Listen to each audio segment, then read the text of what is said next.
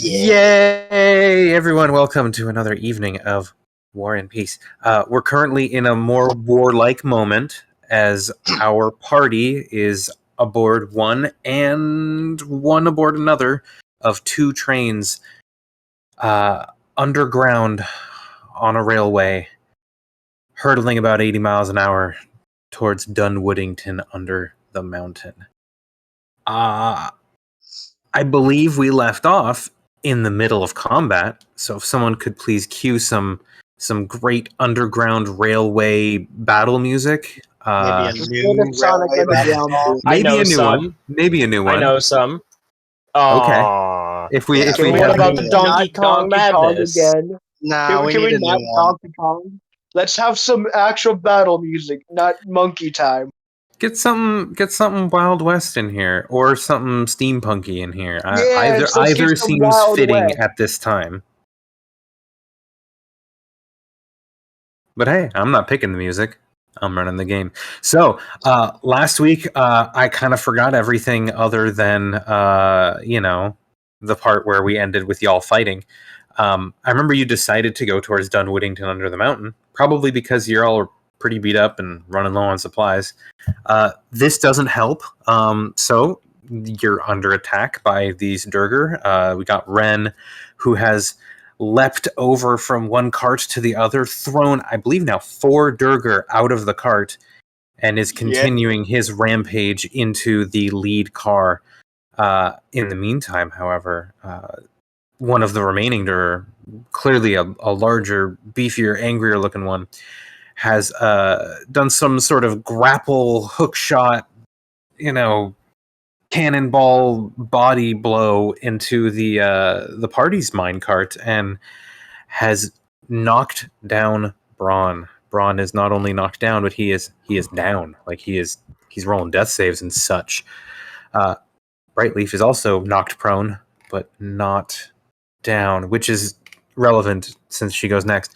Other than that, though, Braun's horse is taking death saves, so another urgent matter to attend to after a explosive blast was hurtled into that minecart roughly 12 seconds ago. So that's about where we pick up in a very frantic moment, dramatic moment with a large, heavily armored Durgar with a big chain hammer, and I believe the other one was. Let me just go ahead and grab that thing. Oh yeah, he has a big old fist with that grapnel thing on it, and then in the other hand he has a big old hammer with like sort of a chainsaw at the end. So let's pick up where we left off. Brightleaf is on the ground. She's going to move, stand up, and Braun, you're going to get a cure wounds. Fuck yeah. Yeah.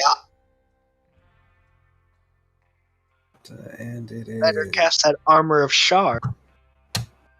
Oh yeah. 9. So Braun, you are suddenly awake again with 9. So she was on the ground, takes half her movement, which is a lot right now.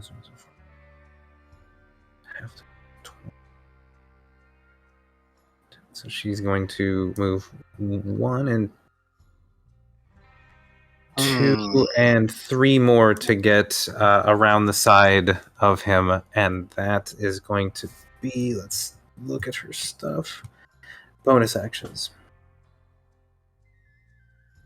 Not a very fast-paced song, is it? No. Nope. I'm looking for something more Sounds like fast-paced. very Rimworld-y. This thing is playing during Rimworld combat. She's going to use her bonus action to click her heels and get into, let's see. Go to speed, Paul.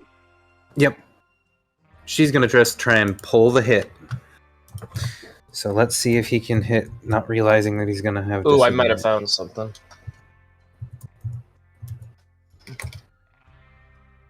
Plus... You're like, let me find some non-elevator music. Oh, Oh, unfortunately, that's still gonna hit. Well, Brightly. 2, 4. Good thing it did only low damage, so she's going to take the hit. Or 9. And then move back in. And Humphrey's turn, he's going to cower and hide. Because you know my boy Humphrey is he's pretty scared of this thing. It's He's scared and he's hungry. there's not a lot of places to go right now with he doesn't hide very well. Braun, over to you. Alright, first things first, I'm gonna stand up. Yep, Get that that's 10 15 boy. 15 feet. He no longer has a reaction.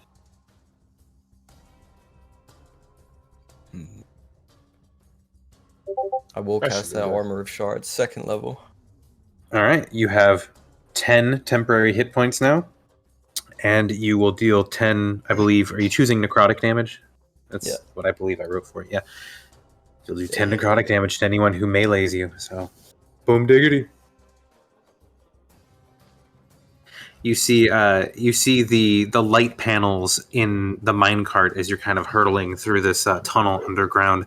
They kind of flicker and dim, and you see this kind of radiating pall of shadow kind of coalesce around Braun's vestments, pleasing to Shar as they are.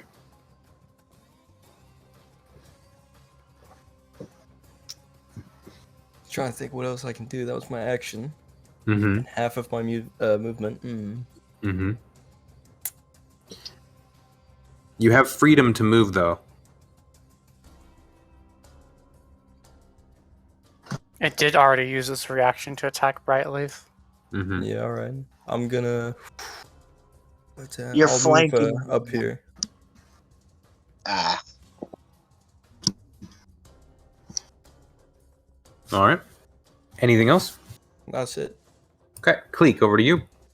okay. You just heard the screech of the horse going down, and it is now just kind of kicking a little bit. Seems to be taking death I saves. can't really help that. I'm not trying to say you can or should. I'm just saying that's the situation. Yeah. This angle isn't Also, I too believe good this for me to door. support red.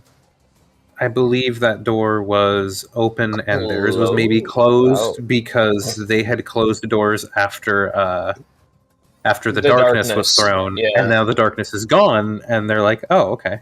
So this Just smoke haven't opened bomb them yet. over here is like just started Hey, after Braun's can I turn, see right? through Yeah, it still hasn't. Yeah, after Braun's turn, the smoke bomb has now filled the cabin to the place that it would show, but it's kind of spewing out the sides as well.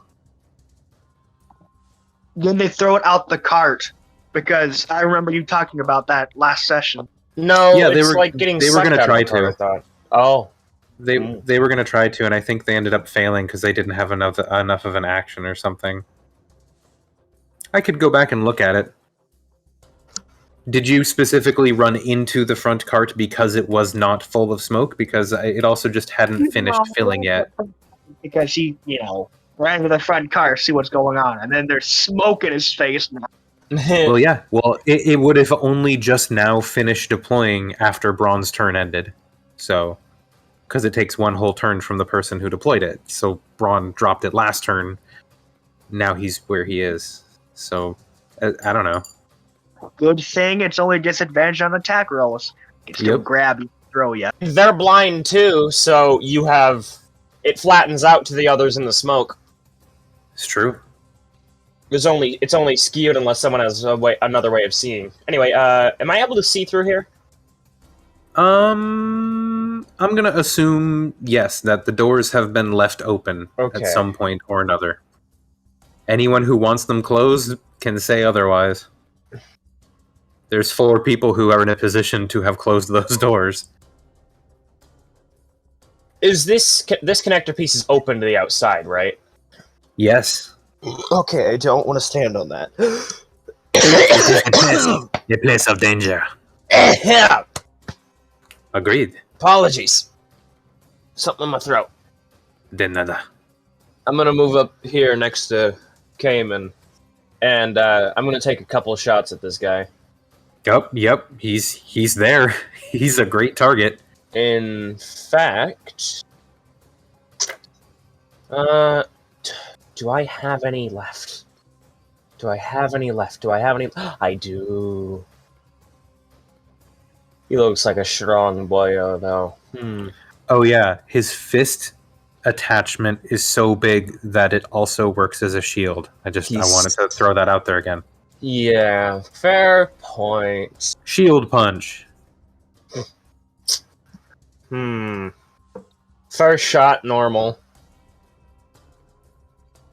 Oh my god. Oh hey, that'll do it. That'll hit.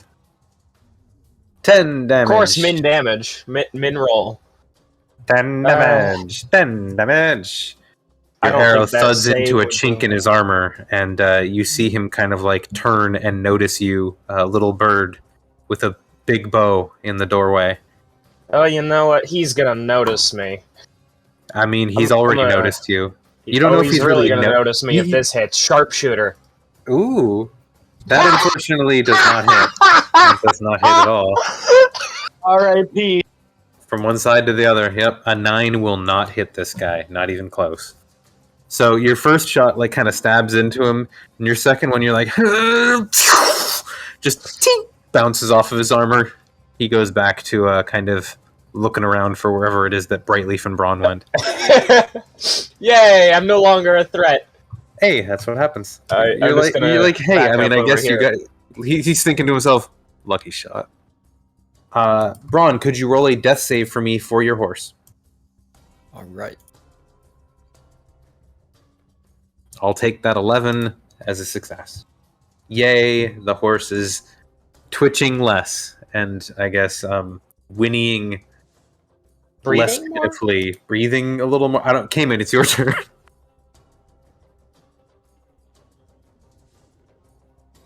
Pancake, I can't hear you, so I'm going to turn you up.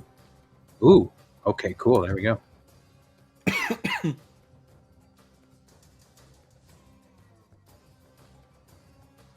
You're muted, Bob. Yeah, we can't hear you, Cayman. Oh, yeah, that might do it.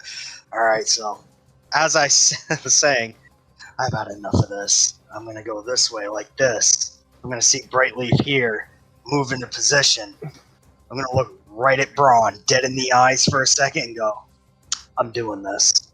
And I'm going to reach out, and I'm going to try to grab this guy and cast Inflict Wounds on him. Oh my goodness, roll to hit. With advantage.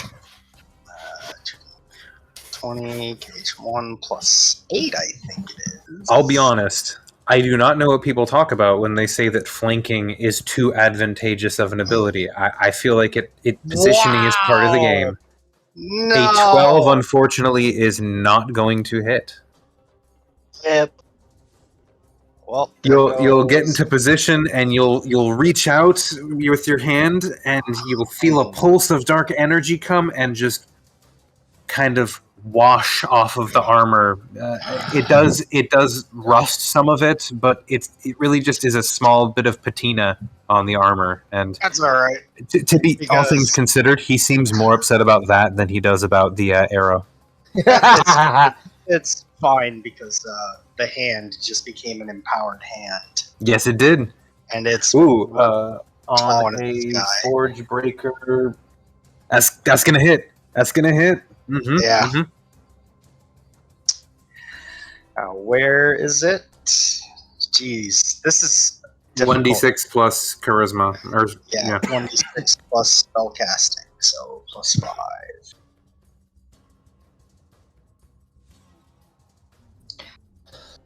And I don't know how many hit die you have left. That's 7. I have some So you hit get die left. 3. Yep. 7 I'm gonna damage use to him. one. All right. So from 3 to 9. So you can take 1 charge and 4 for yourself. Sorry, this one's all for me. Oh, well, there you go. 9 for you. Yeah, your empowered hand, even though you can't see it, you can kind of sense it in the other cart, kind of come to glowing life. And Ren, you might actually be able to barely see it through the gloom, but there's a floating hand that just like clawed at the large Durger with more armor than the other guy. The weirdest thing I've seen today. No, not really. All things considered, it's the pretty standard. The blood floating away from it might be a little weird. Oh yeah, no, it's the hand. The hand is bloody when it pulls away, and then the blood just kind of like melts into the hand. To be fair, Ren's giant's might involves him breaking some of his bones, so Ooh, that's terrifying. That was bonus action, movement. I am empty. I am done. All right, it is the Shellcaster's turn. I'll be right back. 1 second. I don't think the Shellcaster has your a shot. So, no, I think they're also all dead now, except like. Oh, Leon, I have a grand total of like 5 movement left. So I don't see a dead You want to Shellcaster on you screen want to either. take That that makes me out. think that they're hidden. no, he's out of ammo. Oh no, I threw it. No, I remember what happened. I threw them Then you off the threw train. Oh. Yeah, he's way off to the left. Shellcasters, those who cast shells. Now Yeah. let's see. He's off I to don't the see left. any on the map. All the way to He's the left. tough, Brandon. he got All the way to tweeted the off left. the train. Yeah, really, really far left. You will Leon. find a Shellcaster. Leon, over to you. Okay. I'm sick of all these motherfucking shrimp on my motherfucking train. How far is it from over here? We said it was free actions to open a door. Yep. So long as it hasn't been like opened and closed a bunch of times already this turn. Alright, so I'll open this door. And then I will make my way around the big feller. Yep. I'll go around the. Yeah. He's currently being pretty overwhelmed by the number of people. He didn't realize there were like this many in the car, it seems. There you go. Yeah. Yeah, I had to go that way. We good. Why do I feel like I know what's about to happen? Oh, I have no idea. Let me make sure I know what my That's current underwave HP is his before I ass. do this. Kind of. Let me make sure I know. Yeah, okay. And Well, still I have a surprise for you before you do anything. Whoa. Lasting gust of wind. You're getting an inspiration point, my friend. Use it well. What do inspiration do I do? What can I use them on? Just any roll that I make, or any It basically gives you advantage on something. It gives you a reroll. roll? Okay. Can't use that this turn, but I can use it on the next one. Alternatively, you can give it to someone. So it's one of those things. It's like if you think someone needs a like an inspiration reroll, you can pass it to them. Okay. As was just done to you. Not the horse. Not the horse. Yep, Not the of course, horse. not the horse. Yeah. We'll have 2 left. Yes. Okay. So I'm going to use my card break since I have not had a chance to use that. I've been waiting for so many sessions for this damn thing to go. Card break. Right? It hasn't come up yet. Let me do the math on how much I'm going to do with this. It's Oh my 3 goodness. for 1, so 49. Yeah, I'm gonna put up my calculator just to make sure I don't kill myself with this. I'm also looking at it just to make sure. At 5th level, you can now expend the major arcana you have as a devastating area attack. As an action, just remember it's an AoE. As an action, you pull the energy from your soul out of your major arcana card. This does 3 necrotic damage to you, ignoring resistance and vulnerability, but pushes all other creatures within a 10-foot sphere of you 10 feet back. Yeah. And does 1d4 charisma modifier force damage. I'll be fine. Do it. You can expend more hit points to do more damage, buying 1d4 of damage for each 3 hit points you spend. When you do this, you immediately gain the Fool Arcana as your active Arcana. You cannot card break the Fool. Yes. But So- basically, what I think you're doing is you're doing this in order to get the 10-foot sphere of 10-foot push resistance. Yes. Mm-hmm. I Okay. can take it. I can take it. You're Go the for only it. person who would be affected otherwise. Yep, And I you can moved take it. first to open the other door, correct? Yes, I opened this door. Okay. All right. Excellent. So yep. So I'm going to take 5, 10, 15. So I'm going to take 15 damage, and he's going to take 5d4 of damage. 5d4, Plus- and isn't it also plus your charisma modifier? Yes. Did Yes. it say plus charisma total or plus Yeah, charisma? it's one. It's the first 3 damage is 1d4 plus charisma, and then you buy 3 hit points. So yeah, it would be 5d4 plus. I believe your charisma is 20. Yeah. I can That's take some it. complicated super classes. 18. So 4. Okay. Yeah. So roll 5d4 plus 4. 5d4 take plus 4. He's taking 15 damage. Yep. And he's getting sent out the window.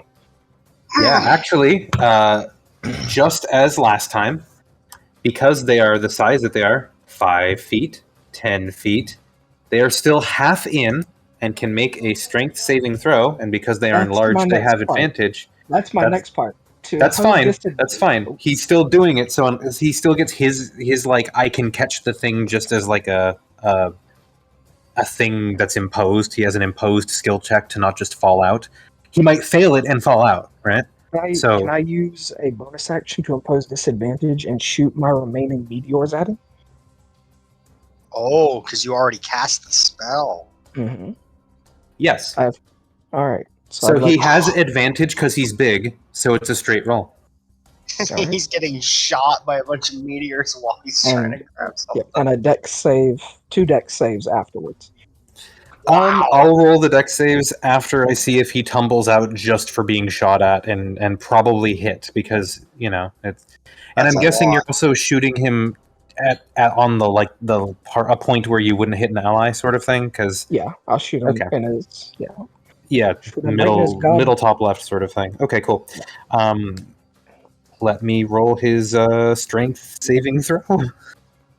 That's Fuck, awesome. buddy. Not. That's great. That's great. Ooh, that's 1 less than he needs. So Bye. I'm not gonna roll the dex saves.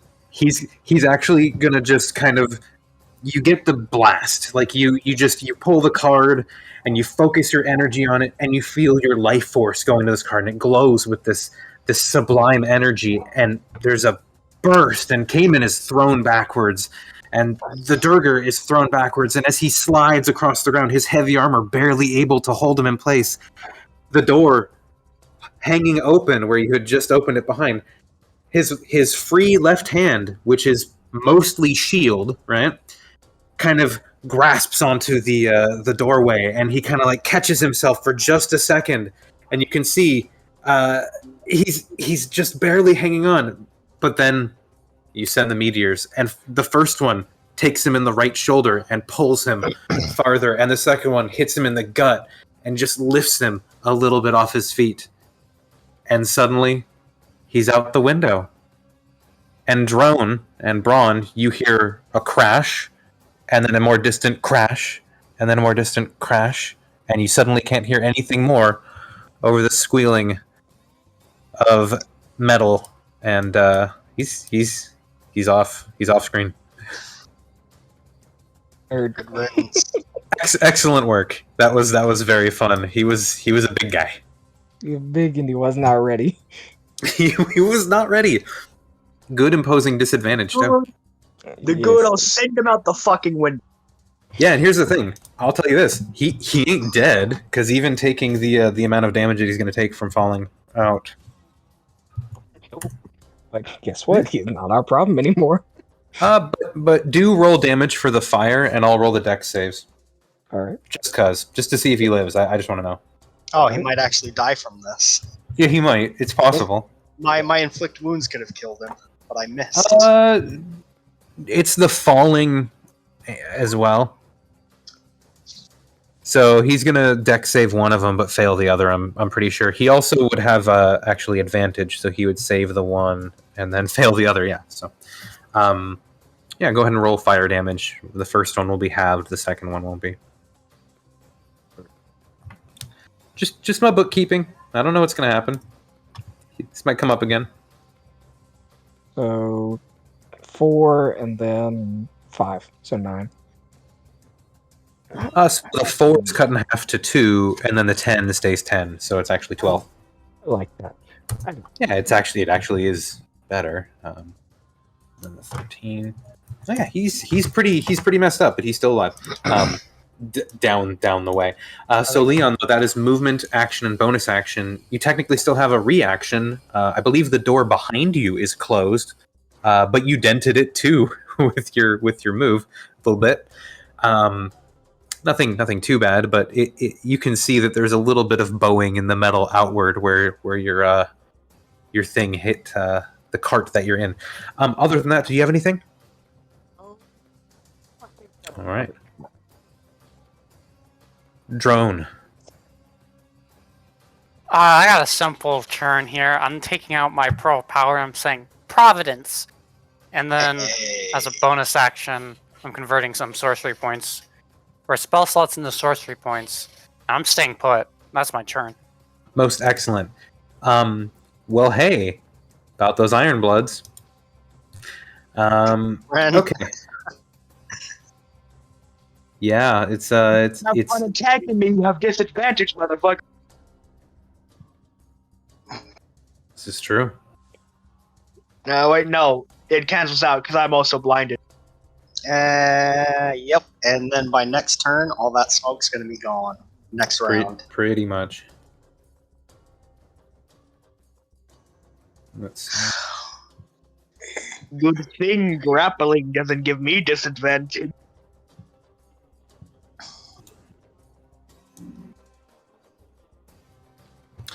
All right, so the Durger that are in the cart with you are going to attack you.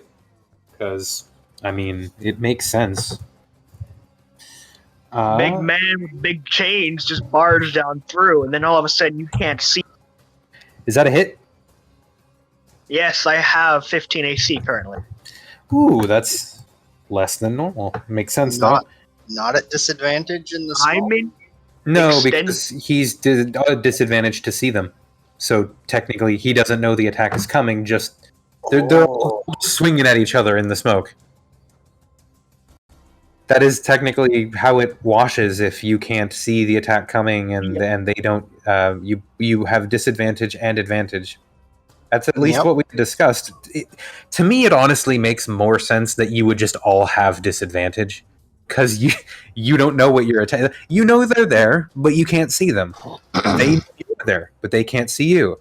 The thing isn't that you don't know the other person's there, which is what would impose the disadvantage. You know what I mean? Like I feel weird. like it's a weird thing. In any case, a 20 hits, so we're just gonna go with it for now. 10 damage. Cool, I as have. the dude comes at you with his war pick and just. Now for the big one. Alright, you're going out the car door next. I don't know. The big one's about to hit you, too. I thought the big. Oh. That'll hit too. Yeah, no. Yes, the it big one's now. And because I can't see him, I can't use my reaction to make him re-roll. Fuck you, bro. 14 damage. So I am at 34 HP. All right, and that is the Raiders' turn, and now we go to the Forge Breakers, of which there are 2 left. This one's going to wade into the smoke and start swinging. Also wants to get away from the hand, because what is that thing? Good luck. Switch which card I'm looking at. Yeah, good luck is a good... It knows where you are. It doesn't need to. This is going to be a 1d20 plus his is a 6. So he's going to attack once. Oh, geez. I don't know what it's doing. Go away. There we go. That's going to miss. That's also going to miss. Yep. All right. So the big old Forge Breaker with his tough half plate and his warhammer, and he's going to come up and take a swing in the smoke and another swing in the smoke, and not going to connect at all. Not at all. Um. Uh, your turn, Ren. I love the blinded rules. I'm gonna grapple the first dude, the big dragger as my bonus action. Which one? The one up top or the one on bottom? Yes, bottom. No, top. Okay. Top is the one that hit you for a lot of damage. Yes, I'm grabbing that one to throw him out the cart. As Ren said, you. You actually said that you're going to throw out the little guy first, just to the be big pedantic and record keeping. He was the first person to hit you, and that's when you said it. Then the bigger guy hit you for more damage. Then the tougher guy didn't hit you at all. Yeah. That's a 31 grapple. Oh, dear me. Well, he gets to roll to resist, and he also has advantage because of the whole. Does he have a plus 12 modifier though? No, plus no. 11?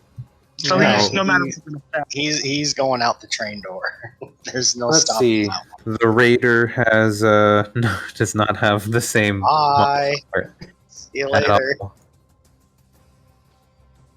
No. So you grapple them, and yes, they get another attempt to block it, but they are thrown out. They are done. I actually think they're gonna die as they. Huh, see ya. Then Yeah. I'm gonna grab the little one. Yeah, they.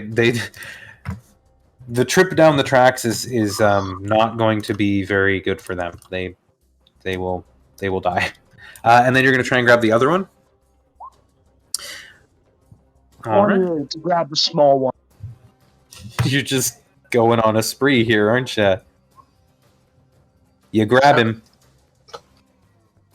That's my bonus action, one attack, and then replace the second attack. Okay, going to position. I can't. Well, never mind. That's Ren's turn. Alrighty. So in between turns, the one cart is going to go faster than the other one. I wonder which one that is. The Maybe one with the- the one with fewer large people on it. Yeah, Ren, you might want to consider leaping out of the cart on your turn. well, it's a bit hard when I can't see thanks to someone's smoke. The smoke's gone by now. It'll be gone around Braun's turn. There will only be a little bit left towards the back of the cabin that Ren is in right now. But some of it actually has started to go into the cabin behind them, where it's starting to stick because the only doors that are currently open on the other cart are the ones up front, where it's mostly vented out now. So yeah, in Braun's turn, once Braun's turn is over, you'll be able to see most of the front cart, and most of it will have wafted or dispersed. But Brightleaf is up. Let's see. Leon should not be hanging outside the cart. That doesn't make sense. Same thing with Cleek. Put Braun down. Put Brightleaf down. There we go. Everyone got moved a little weird. That's my fault. Okay. Brightleaf's going to briefly check and see who's hurt and who's not. So everyone in the cart, who's hurt and who's not? Who's I'm hurting pretty bad. Totally shell. I'm kind of hurt. I'm 14 hit points. I'm hurting. So everyone, basically. That shockwave really took it out of me.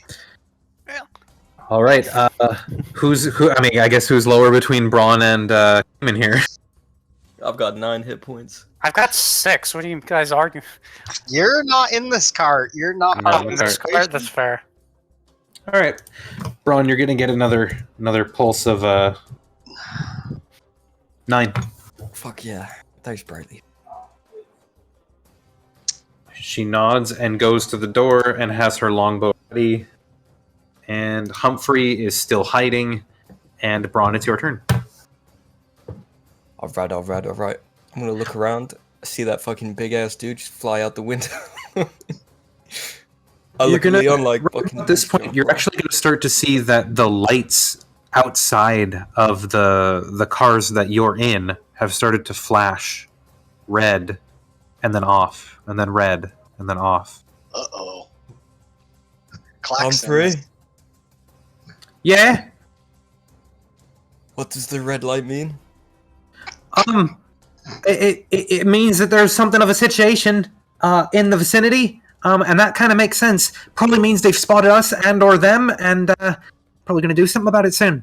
Yeah, okay, that makes sense. I'm gonna come through here, look around at everybody in here, see my horse. Horse is down. Horse! No! Healing word. Horse and no. No! I'm gonna cast a healing word at it.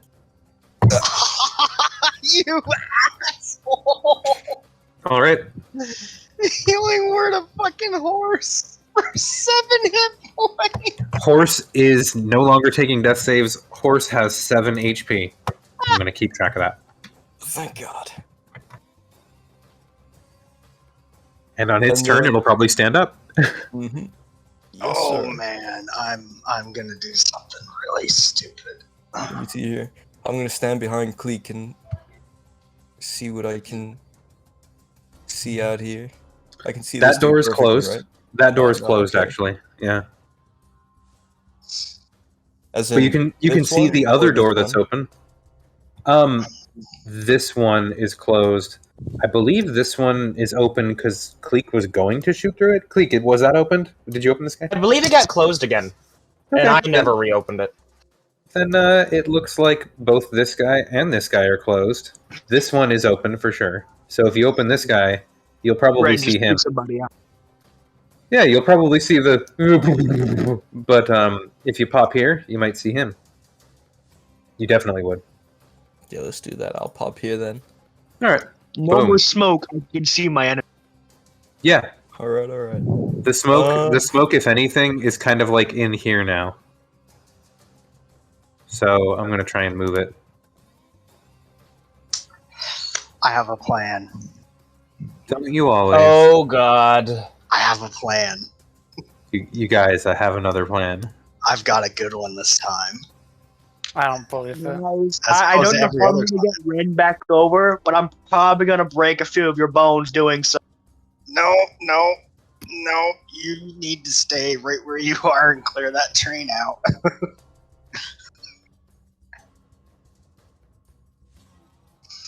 Oh, I plan on doing that. I plan on smashing their controls before I jump over. Nope. You'll see. Don't worry. I have a Tell plan. me your plan before it's too late. I will tell you my plan because I'm coming over. Excuse me? You're doing what? Uh huh. I can There we go. make that. Aren't about you that. out of spell slots? I'm proficient in athletics, my friend. I'm coming over. Oh my god, you're going to fall and I'm gonna laugh at you because that's how you're gonna lose Tame. Braun, what are No. you gonna do with the rest of your turn? I'm gonna... I'm not sure. This I is will the make... only foe yeah, I think you can see. I'm gonna make that dude roll me a wisdom save. Just do it. Ooh. Because I cast Toll the Dead at him. Oh, ooh-ha. Well, He is not he's- injured, by the way. He's That not don't matter. injured. He's about to be. Alright. Haha, he fails. Let's do it. He's He about actually to is be. injured because How? he got clawed by the distamulus hand. Yeah. Oh, yeah. This guy So right he here. absolutely. This guy? Yeah, he's Yeah. hurt. Oh my god. He worked. 14. Oh my That's it, the goodness! 14. You No can't. way! Cannot do that. No way! That's That's- fucked up. Fucking way. That sucks. Just keep the Dang. 14. You rolled it first. No, you can't. If you Oh say my the damage goodness. is 2d12, Buddy, I know. I will that's say. rough. Or can you I just rolled it add a first. fucking... I took the 11. That's the correct dice. I just feel horrible about it. He Fucking- rolled the 2d8 first. To be fair. It's true. It's true. It doesn't even make sense. The averages on it are just. Oh man, this is gonna be. Oh well. Alright, that's my turn as well. All right, I'll add the extra 3 damage. I feel so bad about how how that turned out. Okay, Cleek, over to you. All right. Your door's open, their door's open. I don't like that. I'll just take my 2 sharpshooter. Can I get an angle on this guy? Yeah. Yeah. He occupies this entire square. Yeah. Fair enough. That's actually Alright. why I made them square shaped. Because Cool. they're squares. Alright, I will make 2 sharpshooter shots at him. Pew pew. Fire away. 23 hits, right? Oof. Yes. Oof. But the 8 does not. Alright. That's 23 damage. Dang, Cleek, you teaching these guys a lesson that it ain't okay to be a... Oh my god. Cleek. What? Cleek. What? He dead. Oh my goodness. No, he's not. He dying. He looks dead. I'm looking at the total HP, and then I'm looking at the amount of damage that's been done to it, and the difference is, well, it's a programming joke. Zeros and ones. Off by 1. So anything else for you this turn, Cleek? That'll be all for me. Alrighty. Horsey is going to stand up, no longer prone, and it is going to Come to Cayman and let me mount him. 1, 2, 3, 4, Huh? 5. It's tucking into the corner next to Braun, Oh my god. trying to Damn. feel safe. Damn. Cayman, your turn. Okay. I need you to work with me on this. By rules, Cheller's System's hand can grapple things. This is correct. Okay. I'm gonna move 10 feet here. I'm gonna look across here. Distam's hand is gonna move here. I'm going to attempt to leap and have the hand grab me and drag me the extra distance in.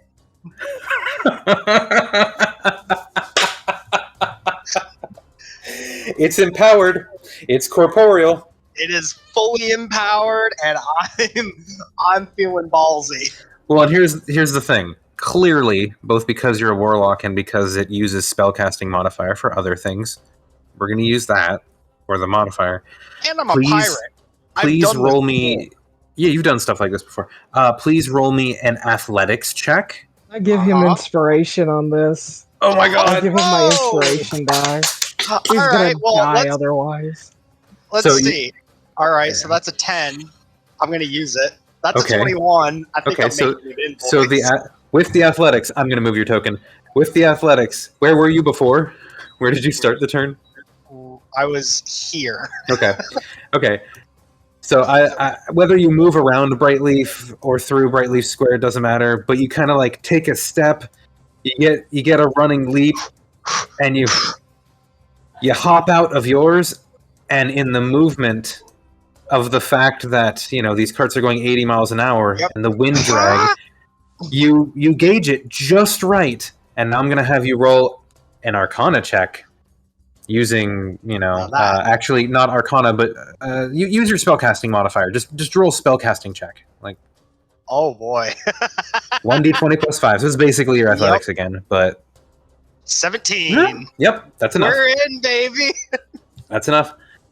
So with that, you having timed it just right, you see this glowing spectral kind of clawed hand reach out, and your two hands meet it, and it just kind of pulls and tugs, and you feel like another part of your body, your soul, like you're straining another part of yourself to lift yourself up. It's a very strange feeling, but you do end up just on the edge there, and you are in the cart. What do I Ren, have left? you just saw something weird. What do I have left after that?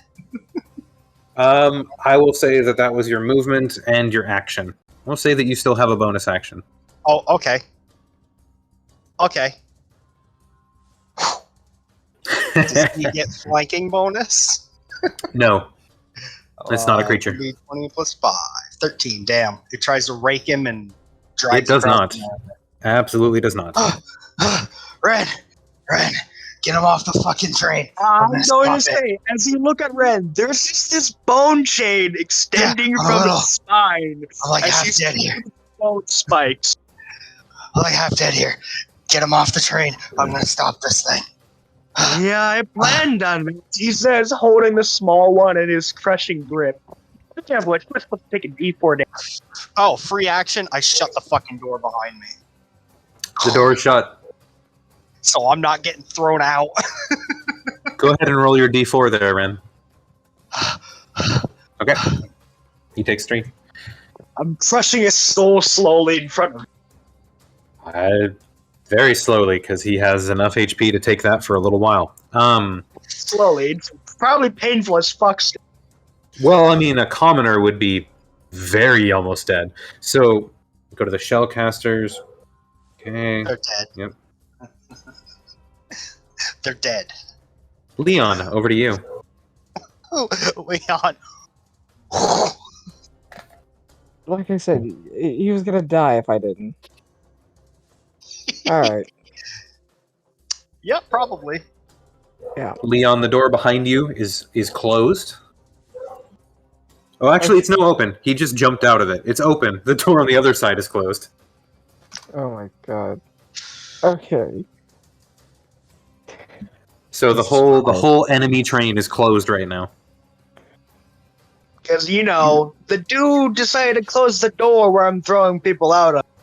Throw out the other fucking door! The other door is also well. The other door is open. The other door is open because it was venting too. Oh, That one's closed. Yeah. They're going to get thrown then. Great! Closed. Do that. Closed. Doors. Open. Closed. So, I should have really done some sort of signifier other than keeping track. It's fine. It's just very annoying that it's all closed. And we That's can't not even go very We did it at the same time. We were thinking exactly the same thing, Like, too. let me just. Oh, by the way, but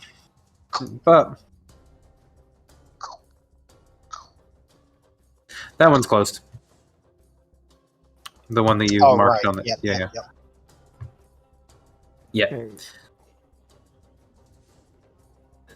It's funny Oh. after the initial assault, the party has opened up all their doors and is like, "Come on!" But the other train is closed. They're like, They're "No, like, we don't want this. you've thrown too many of our people out." Apparently, because they've I'm going to throw absolutely given more. up. Let's see. I'll wave at Leon from across the way. By the As way, he you're going to get disappears into the carried by Ren, Cabbage. Ren's going to carry you when he jumps back over. We're not going back over, and I will contest it. What you got, Oh. Leon? Alright. What you got, Mr. Razan? Let's see, how far... That's not that far. So, is the track running about right here, or is it over here? I need to know. Right there? Yeah. So it is about 20 feet. So I can double. Alright, Oh, I got this. I hope you're not doing what I think you're about to do. Oh, I'm absolutely doing it. This was a dumb idea and it's your fault. You're going to destroy the track? No, I'm gonna derail the train. That they're on? That we're Party on, members you on. fucking loser! You're moving 80 miles an hour to derail the train! Let's see what happens. Oh, Ren's no! going You can certainly try. So we are moving at. 80 know what miles an hour! Well, why you gotta make things complicated, dude? He You was didn't on have the to do this. train! Ren before I derailed the went train over. that 2 of the party members are on! You were gonna derail the train with Ren The next step of this plan after I booted Lardex off was to derail that train. Yes, but now There you was make Ren on that train and you're gonna derail him while he doesn't know what's going on, you fucking dick! you shouldn't have been there to start with. Neither of you know what he's doing. I will hear no about this. Only Nope. Brightleaf and Humphrey can complain. And hey, Yeah. guess what? I'm both of them. I'm complaining out of character. Like, Out holy of character, I'm going to be pissed. In character, I'm be- going I'll to be- be Oh pissed. no, I'll be I laughing. I too hard. completely understand, and it's no. it's completely makes sense, but it's I will also be- super funny. So Leon, do what you're gonna do, and we'll see what happens. If it works, I'm gonna laugh so fucking hard because Cayman and Ren are gonna be like, "Oh, I guess we're walking." What just happened? Well, yeah. What you got, Mr. Razan? You did just see Cayman jump across the way. And you did, at the start of the battle, see Ren, huge, jump across the way. So you do know that they're over there, and you technically haven't seen them come back. I've got it. I know exactly what I'm going to do. And I'm going to prove you two are stupid. Which way does that door open? Which way does It the door opens. It opens like it slides, like those like on Odyssey's car door, like it. Okay. Yeah. Yeah. Sorry, I don't want to get thrown out. Yeah, so to prove a point, I'm going to cast Unseen Servant and have it hang off the edge to have it open the fucking door. No. Oh my god. Oh what my are god. you doing? Okay. All of a sudden, do you have a name for your unseen servant? Oh No, shit. it is literally just a formless deck of cards that are just twirling and shifting. That is invisible, though, because it's an unseen servant. Yes. So, invisible cards that are twirling through the air that also form the shape of a humanoid just kind of coalesce on the door and are hanging off of it. And go ahead and just roll an Arcana check for me. I just want to see from How the heavy are outside these on an doors? 80-mile-an-hour, minecart, how dexterous this thing can be using the powers of your mind and magical acumen. 18. That's enough. That's more than enough. So yeah, your unseen servant will manage to wrench the door open, and the door will slide open due to an unseen force. Uh-oh. Let's see. And, From there, yep. I'm going to have it. Let's see. How much can I command this thing to do? I've never used this spell. This is a new one. It can pick up a certain very limited weight. Yes, I know It's not super strong, and it can't make attacks. Those two things are very, very like. It Yes. can move 15 feet and interact with an object. Okay. It has already interacted with an object this turn. It's interacted with an object. So from there, I'm just going to have it stretch its arms out across the remainder of, or whatever it can reach of that doorway it opened. To try and like keep anyone from falling out? Yes, if somebody gets yeeted off, I'd like to at least try and have it stop them. All right. I don't know how much it can do, as it is unseen and therefore super strong, but we'll see what happens. So yes, your unseen servant is now also trying to block the 15-foot span with its smaller than that body. Basically, pick which square you want it to be blocking. It has a strength of 2. Yeah, it's not gonna help much. Okay. Okay. What comes next will be much easier. Okay, it's blocking this one. Got it. Drone, over to you. I can't really do much, so I'm gonna actually use my Flock of Familiars spell slot. Summon. You have spells. To do what with? To Like attack from Well, range. you can actually. Both of these doors are open. Yeah. I forgot this those guy's doors were just viewable. open. Yeah, the red means they're open. We've taken to marking them just to make sure it's more clear. Well, they were Yes. closed a minute ago, and then Yeah. Leon just Oh. opened them.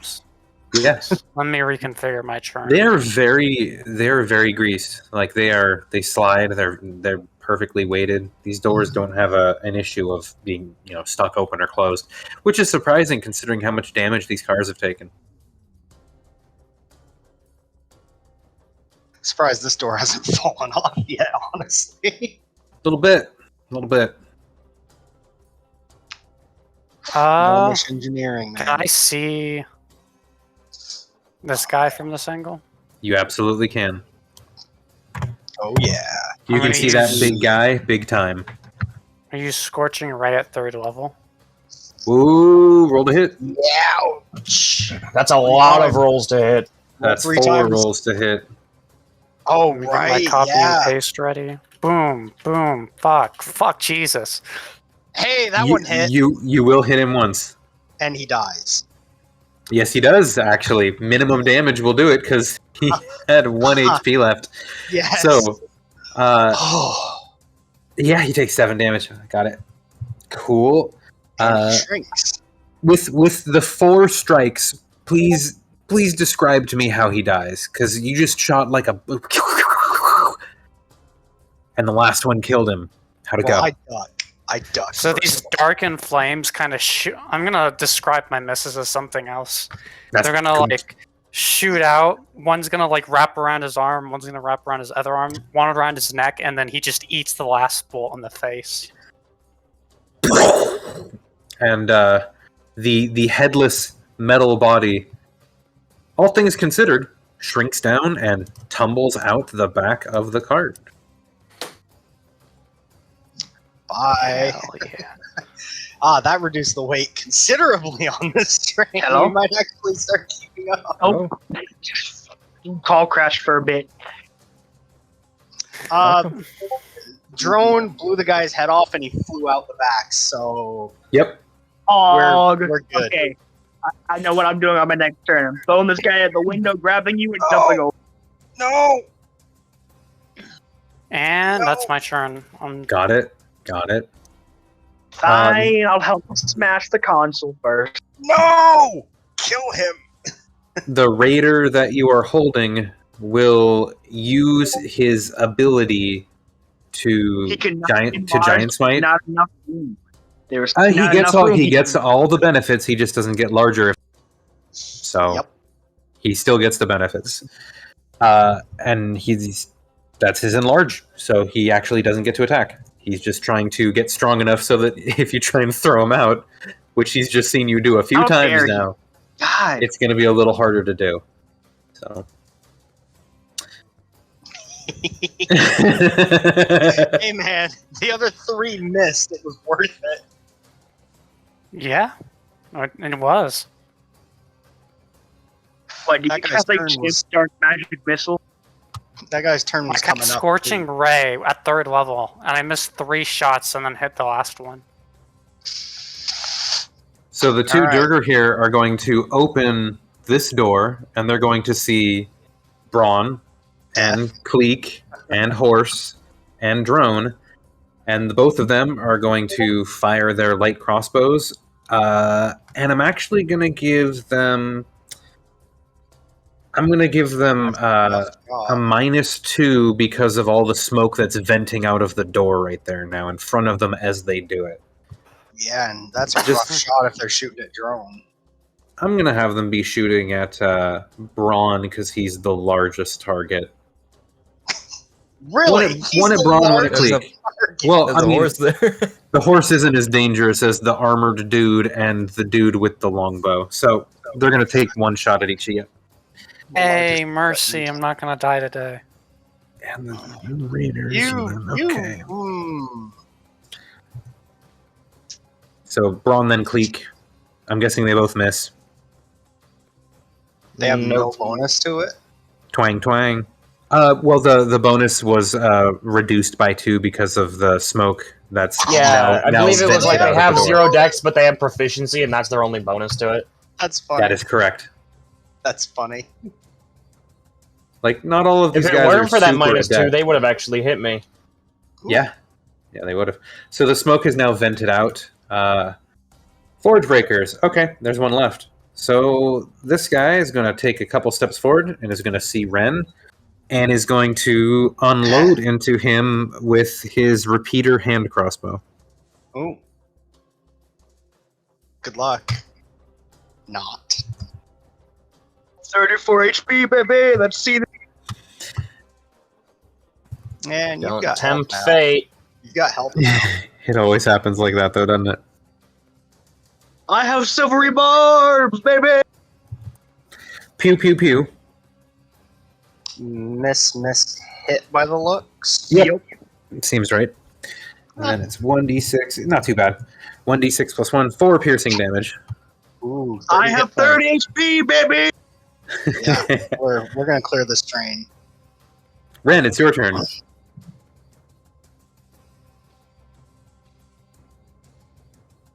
Did we lose him again? Bunny, bunny, bunny. I'm muted. Ren. Ren's song. He's Oh, rolling. he's 60. Eat the small one There out. he is. No. Oh yeah, no, yeah, he's gonna roll his defense, but I'm guessing he's not gonna. Well, let me even see if it's possible to do. Nope, nope, nope. He can't possibly save against this. No, 26 is higher than he can get with his proficiency, and yeah, even if he rolled a natural 20. Hey, Ren, don't throw them all out. Their stuff's worth money. You know, I really don't care right now. Listen, I can stop the train. I know how it works. Since that, and then I'm going to attack the boy in front of me. Yes. Go ahead and roll the hit.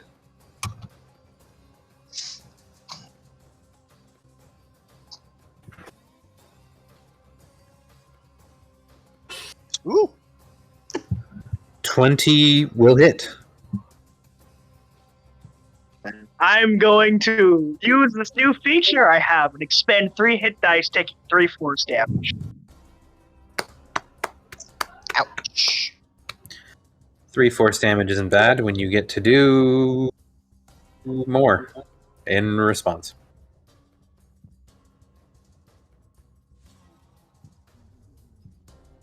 Go ahead and roll damage. There you go. 31. 37. And he's going to get pushed back by 5 feet using the Crusher feature. And there's no resisting that, right? Is that what kind of No. damage did you? Oh, it's more Bludgeoning. weapon type, right? Yep. Yeah, it's 1d12 because his weapon's in attack mode. Very Yeah. nice. Very nice. Yeah, it's pretty brutal. He hurt So me. Because I made an attack action, and thanks to my extended mode, I'm going to use my free action to grapple and pull this dude towards me.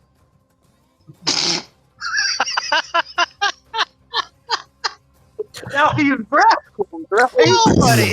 That's the bonus action.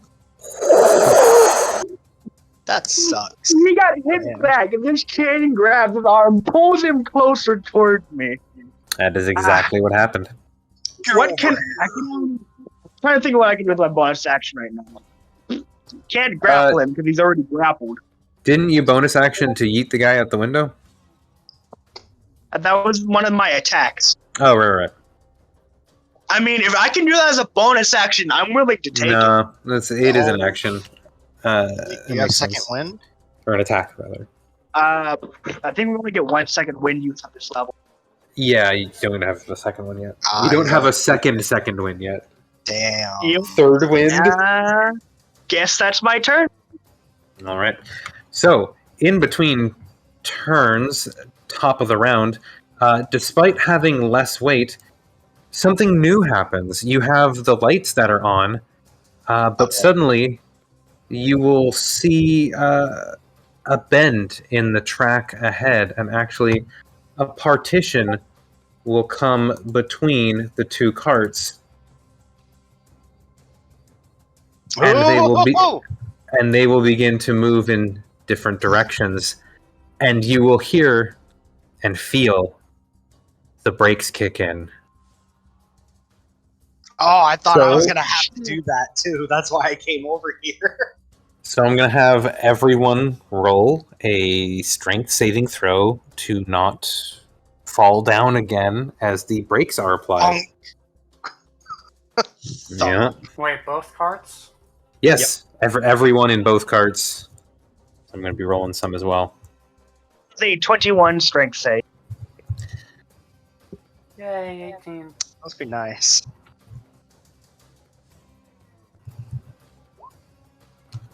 Strength sorceress, go burr.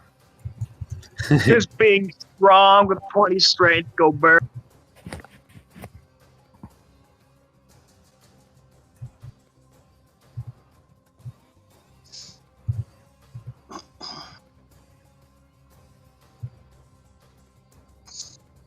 Okay.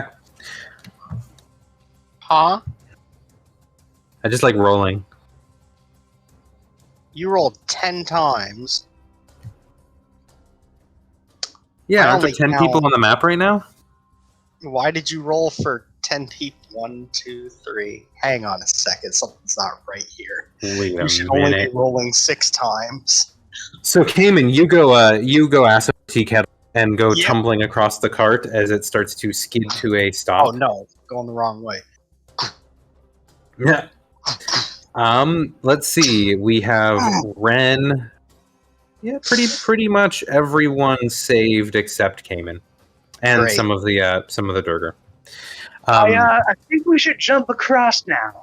Nope. There is no No. longer an across to jump, and as you look out, you see that as the cart is slowing down, a little bit. I'm gonna actually move stuff on the map a little bit.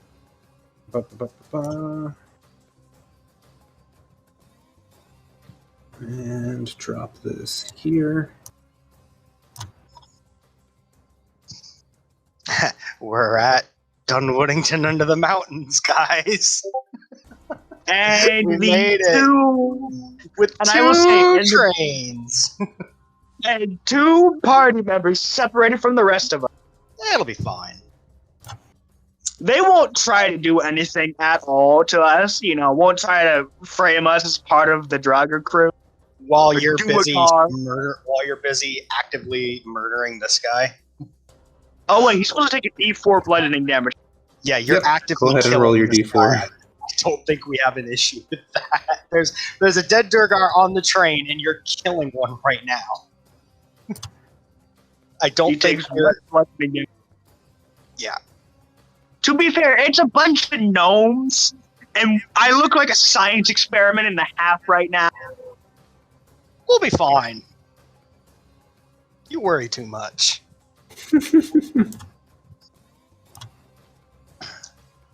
Sorry for my momentary lapse in having to draw things real I quick. was just giving food. What happened? Oh, We are at Dunwoodington under the mountain, my friend. And we are separated. Yeah, we are completely separated. so there are. You basically have pulled up at different platforms. I'm going to actually demarcate them further in a moment.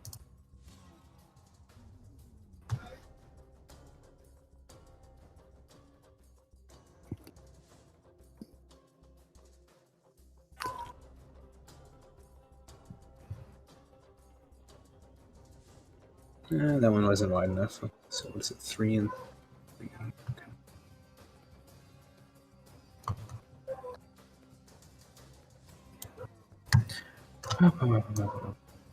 Oh, this is on the object layer too, because I'm a dumbass.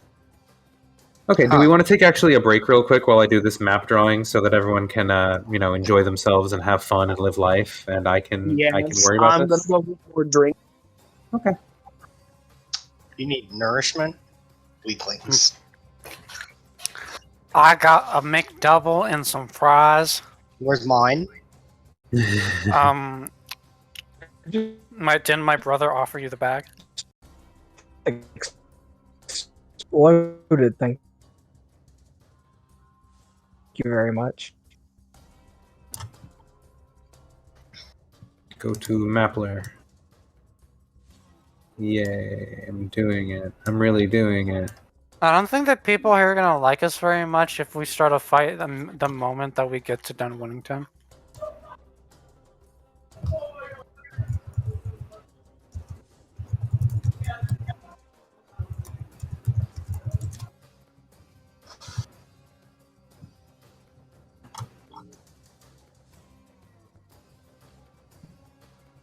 All right. Yeah. I'm going to be quiet for a few moments while I do some stuff, and y'all can be on a break. So. Brother's friends are drunk in the living room playing D&D, and one of them just had their balls removed. What? My brother's over and he's playing D&D with one of their friends, and they're drunk as fuck, and one of them just had their balls removed. That's Excellent. interesting. Damn. Just another day in the neighborhood, I guess. His balls? Is that what you His said? balls Yep. got Not removed. anymore. His testicles have been They're sliced not off. his anymore, are they? Yeah, they're not his. Damn. They like came in outside because I'm sitting on my porch. Like, hey, you know how to play D? Like, yeah, I'm playing it right now. Can you teach us? I was like, no, just roll a D20, and this is what they got up to. Excellent. Well, I mean, they're learning something. Clearly, May not be D&D, but it is indeed something. it is indeed You know what? something. It's Drunks and Dragons. That's what they're playing. That's Pancakes actually a and good flagons. title. In a simpler time. That's just Astron's campaign. Drunks and Dragons. You know what? Yeah, there was that one session that it probably was. Riptide chugged an entire keg by himself and wanted second. 20 proof. Bobby nearly died of alcohol poisoning from one sip. Days gone by. So now we have the amazing adventures of Ren and Cayman, who's going to be dealing with gnomes. Yeah, as the only person here who speaks Gnomish, it shall be great for us. It's gonna be a long day for somebody. We don't know who, but it's gonna be somebody. It's either going to be yeah. us or you. We are very All right, obviously. I'm gonna go grab a going through it. soda. Honestly, you guys will be fine too. You've got Humphrey. Yes, we have Humphrey. Lord bless his little gnome heart. He's been put through hell. Humphrey's a gnome? I thought he was a halfling. Humphrey is a halfling, but he does speak gnome. Yes. Yeah. Lord bless his little halfling heart. Why has he not used his halfling luck feature yet? He's not rolling ones when he fails. Oh yeah, I forgot it's on that ones. Oh, this is an amazing picture. He's definitely failing, but it's not by one. I'll put this in memes because it's great. Memes.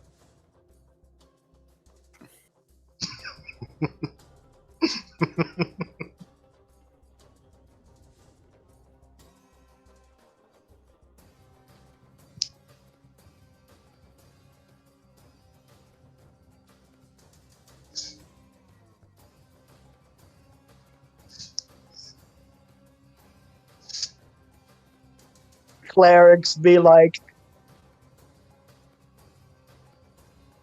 oh, that was lay on hands. That was inflict wound. All the same thing, isn't it?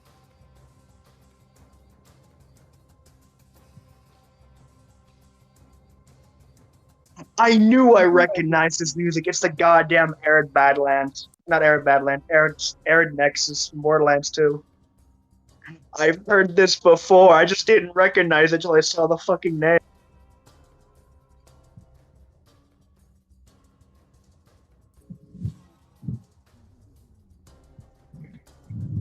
Mm-mm-mm.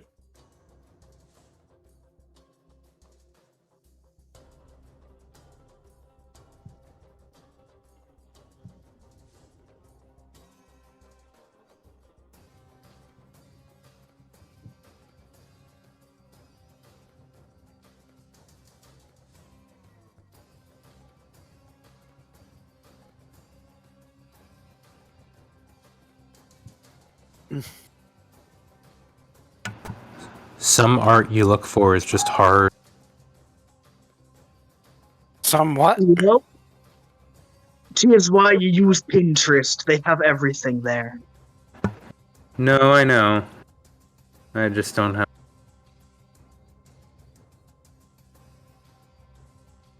Depends on what you're looking for. And sometimes you can just be trying to find, like, female character ideas, and then they're all entirely over-sexualized, except that one work. Tell you what, the hardest thing I've ever had to do is find fucking art for an orc. There is absolutely no reason that shit should be so difficult to find and it not be Rule 34. Bro, for real, like, just let me find my strong orc chieftain. I don't want titties, I want muscles. Not even, You yeah, get- it's You get both. Are you sure you didn't mean muscle titties? It's. No, I just want No. muscles. I mean, hey, you know, everyone likes their own things. Certainly, people, and that's a thing. to each their own, To- but to I each don't their want own. that. Yeah. If I wanted the titties, I'd get the titties. I don't want the titties. I don't want to cure cancer. I want to make people into dinosaurs.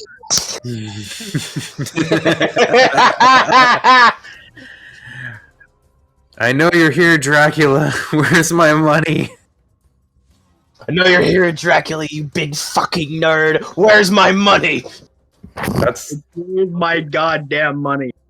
that's pretty much where we are, and or where we're going at some point. Oh, nice. No, this fits. This fits. Okay. Came in Let's on his save way that to get one. the next artifact. Where's my money, you big fucking nerd? I've never Oh, yeah. loved a panel in a comic book so much.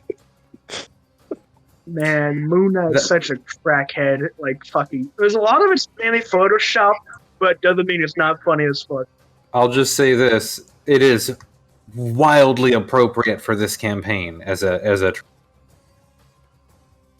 Where's my money, you big... wildly appropriate. All Oh, because someone wanted the vampire.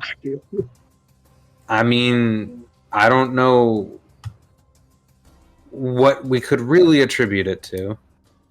I put the ring there. It was there. Or And decision making got us to where we the are. entire of the campaign from one choice and one player. Are we all back? No, I need to go grab something. I've just been Oh. talking while I've been doing stuff.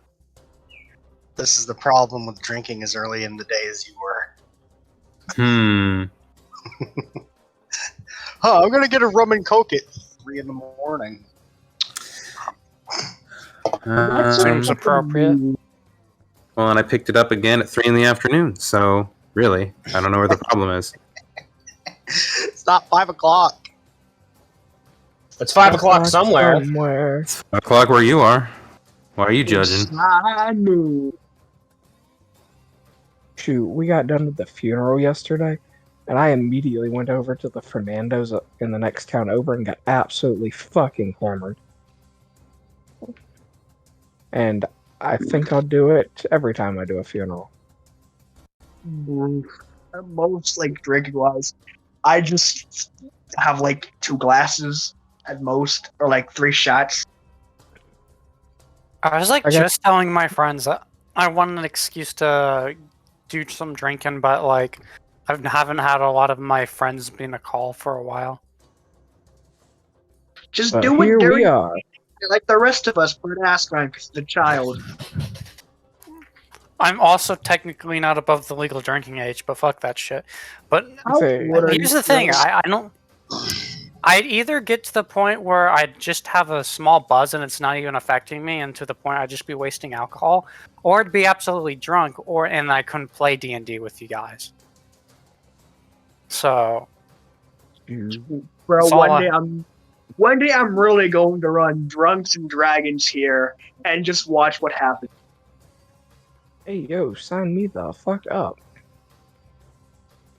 I will absolutely get hammered before I DM that just to see what the fuck goes on. And we're going to record it because we all know we're Oh, heck yeah. actually did Just like a complete improv session or something with like a really basic thing, and it's all of us that'd be drunk funny. as fuck.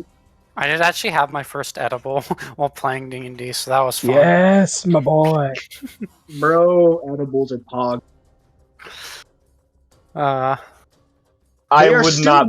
I probably legal. wouldn't participate in any of that. Even if I was old enough to legally. You'd but it would be spectate. funny to watch. It would be funny to watch. I would have a great time. I would buy more edibles if they weren't so fucking expensive. Bro, imagine them being legal in your state. Well, that's the They're thing. not legal in my state, which is an L. There's a company up in Helen that sells them over the counter, and you can have them mail that shit to you. And when I tell you, they have the nicest fucking what is it? Cannabis Inca or something? The little gummies, and they will get you fucked up or your money back guaranteed. I have a friend in Canada that buys those fucking weed gummies. The thing about that is, I don't like getting extremely. I like being mellow, not. No, I require, if I'm gonna have it, I require it in large amounts because if I'm gonna be mellow, it takes a little bit more than one. My I've God, done it too are you much. like 7'3"? Are you built like Bobby?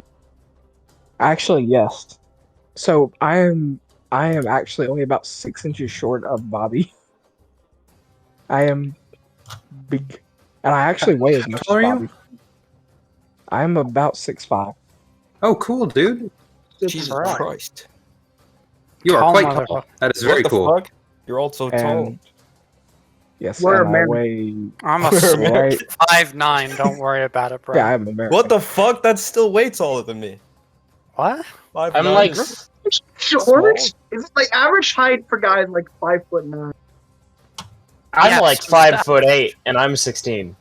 What the fuck? Bro, you just short. be a growing boy. How I'm tall are five- you? I'm 5'6", dude. Bro, you're just short as fuck. Yeah. Thanks. Hey, it just means to give you the No. MG. I would not have guessed that by looking at your profile picture. Nah, what, I You thought look you were like tall. 6'3". Height's Really just tall, one of man. those I things go to the that's gym to hard to. compensate for that. It's hard to guess and funny to realize how far off the guesses are. A little bit. Bryn, how tall are you? 5'11". Damn, boy. Oh, dang! Fucking tall people. That's all you can do. Imagine. 5'6". I can punch you short Yeah, people across boy. the football field. Wait, you my, too? my short Man, king. let's fucking rise up. Fucking right. That's There's more of us than there are you. Y'all got the stack on top of each other to fight me. What do you mean, rise up? There's more of us than there are of you. Yeah. By rise Hey. up, they mean go get the step ladder. Hey, if I sit on Cayman's shoulders, you're fucked. That's smart. I like that one. Oh, Yeah, go on. Get the step ladder. Just slap me, Cayman.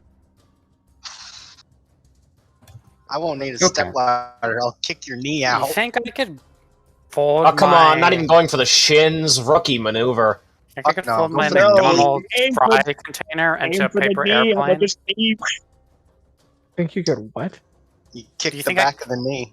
Can I fold this McDonald's fry container into a paper airplane? No. Oh, that'd be a Yeah, cardboard no. airplane. Eating Probably not. McDonald's, nasty. It I'm doesn't going have- to Are we all back? shame you for your food choice. I think everybody's That's back. fine. Shame me all you want. I love how you just don't give a shit. That was so powerful. Such a fucking Chad move. See, Well, that's I'm gonna paper- food shame you. Fuck you. I don't care. Boom. Da-da-da. Fuck you, I'm hungry. No, I am shaming you specifically for eating at a McDonald's. Nasty ass burgers, nasty ass chicken. I will Taco say, Hey, Bell bro, is better stop than it. as someone who just had a burger, it was kind of nasty, but it was also pretty tasty. I can't explain it. Maybe because I was better really than, like, hungry. It's better than Burger King. Every time I get a fucking Burger King, I feel like I have dysentery. Does anyone It's want just the awful. pickle? I don't eat the pickles. Gabe, aren't you like, bye, eat the fucking pickle? Wait, what does that have to do with anything? Yeah, wait a second. You already know what that has to do with things. Oh, yeah, you're right, but damn. No, it's a sliced pickle. You don't understand. No, I understand. It means he's small. Hey, Damn. what the fuck? I Oh my have God. called guys sliced pickle before, for that very reason. Hey, Yikes. yo. You Yikes. destroyed somebody with words. This To has be been fair, a you are very an asshole. informative evening. Don't break someone's heart. They only have one. Break their bones instead.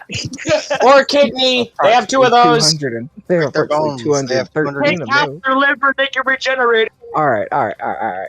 Is everybody back? There's Yeah, two we ready? lungs. Yeah. Oh, not Everybody's back.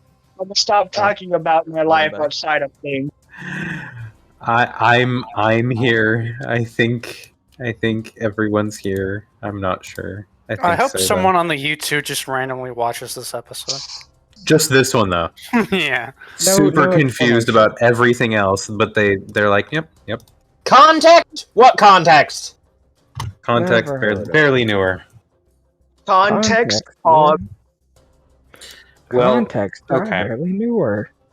I've tried to do some stuff. We'll see what happens.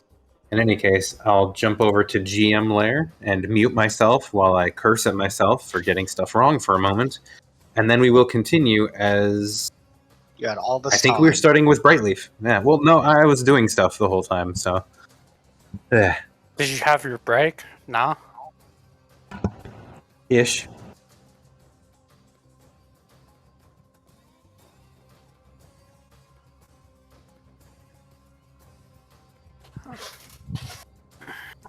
I love GM layer. What a cool thing. Truly. Do it, Bran. Do it to him. Yesterday, when I was making some maps, I was dragging some tokens because the people would always be in this place, so it makes sense to just have tokens ready for when my players go to this place. And then I realized I was on map layer, and I was like, "Fuck!" So I had to drag a bunch of tokens from map layer into token layer. I hate that. I'm learning Roll20, and I'm realizing all the pesky things, the mistakes I can make. There are a lot of potential mistakes that you can make, but at the same time, once you get Actually, it right, it's cool. about that, if you just right click, you can just set to layer. Yeah, but I already dragged like 15 tokens, and they're all on the map layer. Making 50,000. What is that? I'm making 50,000 calculations per second, and they're all wrong. Bruh, yeah. Me trying to balance firearms for my campaign be like, Good luck. Yo. I mean, I think I've balanced them so far pretty well. Did you though? Are they balanced? Can you kill I a mean, dragon the with them? DMs can actually look at the stats I've made for them and decide on them. All right. So let's see. On the platform where the main party is, you're going to come to a sudden stop, and you're going to see A whole some. lot of gnomes. You're gonna see some gnomes. Hot damn. The We're gnomes! saved, baby. Are we? Are they gonna shun us? There's a lot Are of we damage. safe?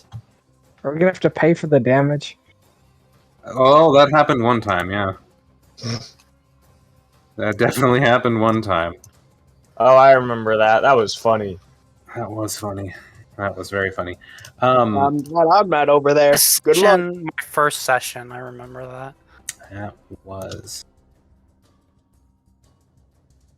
Very funny. Much haha.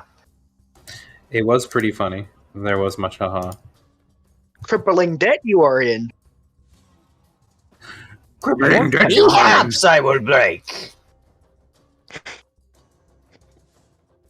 Tax fraud you have committed. Did like the fighting stop when we break? So Ren's just holding this guy with his fist up. He's like, I will punch you, I swear. Yeah, pretty much at this point.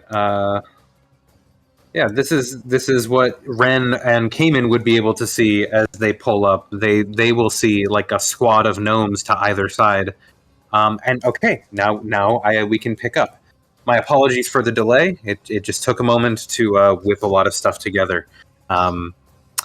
Poop. So, Bright Leaf is going to peer out the window and is going to. Let me describe these gnomes real quick, considering I have not yet done that. The gnomes that you are looking at, the ones that are more numerous, they're small little gnomes that they are carrying a shield on one side, and they seem to have some sort of strange wooden and metal wand type thing in their offhand. And they're kind of crouched behind their shield and pointing their wands at the doorway. Go ahead and intelligence check if you'd like. And I'm gonna say this currently at Leon because I'm in that direction of action. And I'm also gonna roll for Brightleaf to see what she thinks. Cleek, you can also see. So, gnomes. Yeah. I did not succeed the int check though. I gotta look at Brightleaf's whatever it is. Okay. That was an intelligence save, Leon. She can definitely see that there's something interesting. So as it's her turn, she is going to try to hide and take cover. And probably do a relatively good job at it, but meh. Humphrey, hidden. Are we stopped? I think we stopped. All of you kind of still feel like that kind of, that pulse in your feet of the thrumming of the, being in a train for the last 7 hours since you initially left or something like that. So you've been in this cart a while, and you feel it kind of juddering still in your bones as you've come to a stop. So Humphrey's going through that, and he's no longer prone and hidden. He's gotten up. It's kind of looking around. And Braun, over to you. Okay. I'm gonna peek my head out. I see a bunch of gnomes. Yeah, you see gnomes, and as you peek out, several of them point their wands and shields at you. Oh! I peek out, see them notice me, and I fucking literally dart back in. I'm like, fuck. They saw me. I didn't know if you were being sneaky or not. Were you trying to be sneaky? If you were trying to be sneaky, roll stealth. I don't know if you were trying to be sneaky. I was assuming that you were just peeking out like, Yeah, I wonder oh, snap. Yeah, exactly. I didn't know what was out there, so I was just peeking out. I wasn't trying to be sneaky. Okay, if you weren't trying to be sneaky, then they totally saw you. Yeah, because they're looking at the entrances when you peeked out. So you peeked out, and they were looking right at where you looked out, and you were like, oh, and just like they knew you were coming, sort of thing. Like they were looking at you in your direction. Like they didn't see you because you weren't peeking out, but then when they're there, they're there for a reason. All right. All of this you glean in a moment. They clearly are agitated and at the ready and trained in some capacity because they're blocking the only exit, kind of. All right, I'll sheath my Let me finish my something. spear and my shield. Okay. And then I'll step out with my hands at my side here. I'm just gonna look at them. Snap! So Braun is visibly surrendering, is what it looks like to me, and that is probably a wise level of move. We'll see how it plays out. Go ahead and roll either performance or persuasion, whichever you prefer. I just want to see how it plays with the audience. Ooh.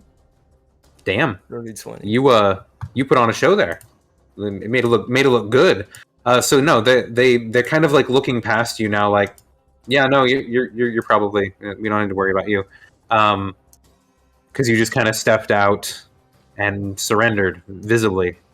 So yeah, they don't seem as concerned about you now that you've visibly kind of surrendered and have your hands up. Is that the rest of your turn? That's it. Okay. Cleek, over to you. Actually, let me see, Cleek, if they can see you. The sight lines, one of them can probably see you a little bit. Also, just for clarity, I'll draw some extra marks to make this clear. But this is a barrier that is obstructing. Like this is a wall essentially. So we are in a safe. We are on this side are safe. Effectively, you are. There's at least from the Dwergar. At least 10 to 15 Dwergar. Yes, there's a 10 to 15 foot thick concrete underground wall, possibly reinforced with other things, in between you and the minecarts where the Dwergar are. So yes, you don't know this but you see a wall. Like you very clearly see a wall. We're safe until we charge at them. Is that how you want to start this? Yes. Hey, they're small! Boom!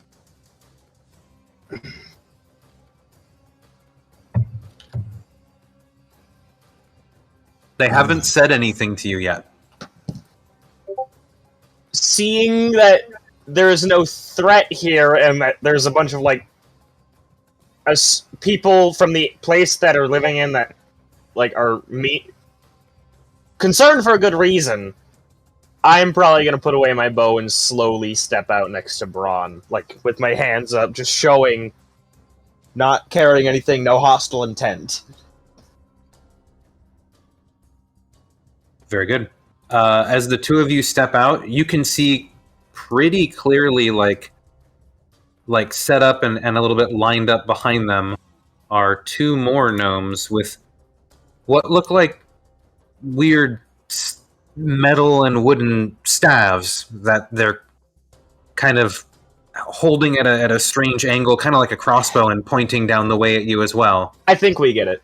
Yeah. Arcane firearm. Or, just a firearm. We've literally been told these guys have guns and gunpowder. That's like the whole thing the Dwergar want, remember? Oh yeah, I forgot. It's just a gun. It only took 58 sessions, but I made it happen. So, Cleek, are you also visibly surrendering, or are you just kind of stepping out and being like, hey, what's up? I'm a bird person. Because typically that doesn't go over well. I am visibly... I'm trying to show that I have no hostile intent. Hey, I may be a bird, but I'm cool. I'm cool. Who's pinging me in DN? Oh, no. Good point, buddy. Seen as I've taken part in designing like 3 different war crimes already, and that game has not even started back up. I love Artificers. Isn't it great? Yeah, Artificers are dope. Cleek, anything else for you? You just done? Nope. Hey, I'm done. Do I need to make that check that Braun Yes, made? please. Please make either persuasion They're both or the same. Yeah, pick. I am so on edge. Y'all I do not look chill. Y'all going in manacles. So, Braun, you step out and you make a pretty good show. I mean, you've been a priest now for a while. You've done rituals. You've given sermons. You've preached to your brothers, and you've debated on verses from the Book of Shadows of the Dark Mother. You know how to be eloquent and calm, even though you know how to be wrathful and destructive. But so you kind of kneel down and you're like, yep, I'm done. Cleek, however, you kind of come out and you're like still shaking from the ride and still like juddering, and like you're like and you kind of come out, your bow is still in your hand, and as you see them pointing their little wands at you and kind of realize what maybe they are, you kind of like lift it up suddenly, like you're putting your hands in the air, and they're like, because like you moved really suddenly, and like, and you start squawking at them. You're like, no, I'm it's cool, I'm surrendering, and they don't know what you're saying, so they start yelling to each other, and they're like, so it's a little bit of a moment. You aren't very persuasive. Now the horse steps off and surrenders and speaks to them as well. Is it going to go out on its back legs with its front ones up? Or is it going to be the opposite, because it's the back legs that hurt with a horse? Horse does better than you. Damn! God damn. The fact that It's it's an injured. animal. The fact that it's injured helps. I'm at 21 out of 52. I'm below Alright. half. I am literally bloodied. But I don't know if that Alright. helps my case that I look like I've been bathed. No, Kevin no. is in an interesting situation because he's got a giant ass Ren in between him. He's got this guy here. So he's gonna do the one thing that he knows he needs to do, and he's gonna draw the dagger of false rust and just fucking try to stab this dude. Rolled hit. Dagger of Nope. false rust. Yes, the rust tentacle is no more, and that's definitely yeah. gonna miss. And then Ren is gonna feel really fucking weird. Oh yeah, no. So I'm thinking this. I'm thinking this thing doesn't just like float through the air. I'm thinking it like runs across the ground like the Addams family hand, like Yeah. crawls up Leaps and kind of onto his hops off your shoulder. Yep, you got it. Wow. What the fuck? And bounces off of the armor like it's nothing. And Cayman's gonna go hup, hup, and then go Village should fight Kyle! Which is like in Gnomish. Hey, help us kill this fucking Durgar! Dwarf, whatever it is. You see, roll persuasion, actually, because that's going to be a persuasive thing that you're saying. Persuasion. Not very persuasive. Natural 20. 20. Oh, dirty 20. It's pretty dang Help good. us kill the Durgar! So you see a couple of the gnomes glance at each other, and sort of like a look of agreement pass between them, and they look like they're about to move forward. I need to actually roll some initiatives for them.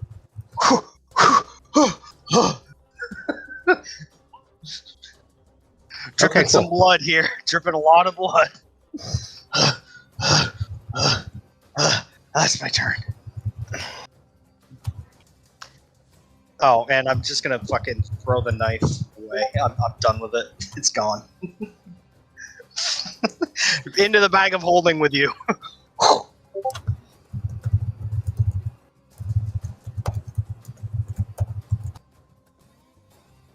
Oh, it's fun to add things with guns. Dunwoodington. Yay, they have guns!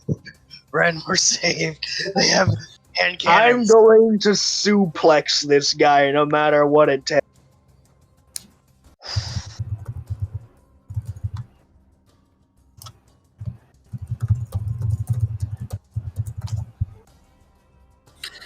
Okay. And that is Weird that it uses my spellcasting modifier and not spellcasting modifier plus proficiency. to hit. Stupid hand. Oh, it should use your proficiency to hit as well. I don't know why I didn't add that. You go ahead and get a +3. That doesn't help. Not that time, but in general, yeah. I'll fix that. My bad. I think a hit would have landed if I'd done it that way before. It might well have. Let's see. 13 plus 3? No, it wouldn't have.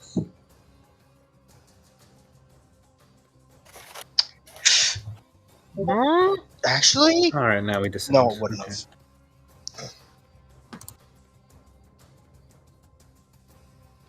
Got the shellcasters. They're dead. They're very dead. Cayman, roll perception. Yeah, great. Love rolling. I'm super good at that. See, super good. Super duper good. Why do I feel like I'm about to get hit by a fucking shellcaster? Oh no. Now for some GM rolls.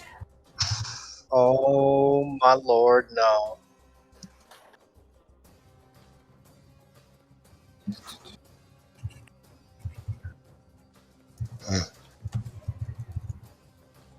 Okay, yeah, well, you don't see it, but you'll notice that a lot of the gnomes that were starting to kind of like move towards Ren and the Forge Keeper that he's fighting suddenly turn towards a noise behind you, Oh, farther down the platform. Fiddlesticks. Leon, over to you.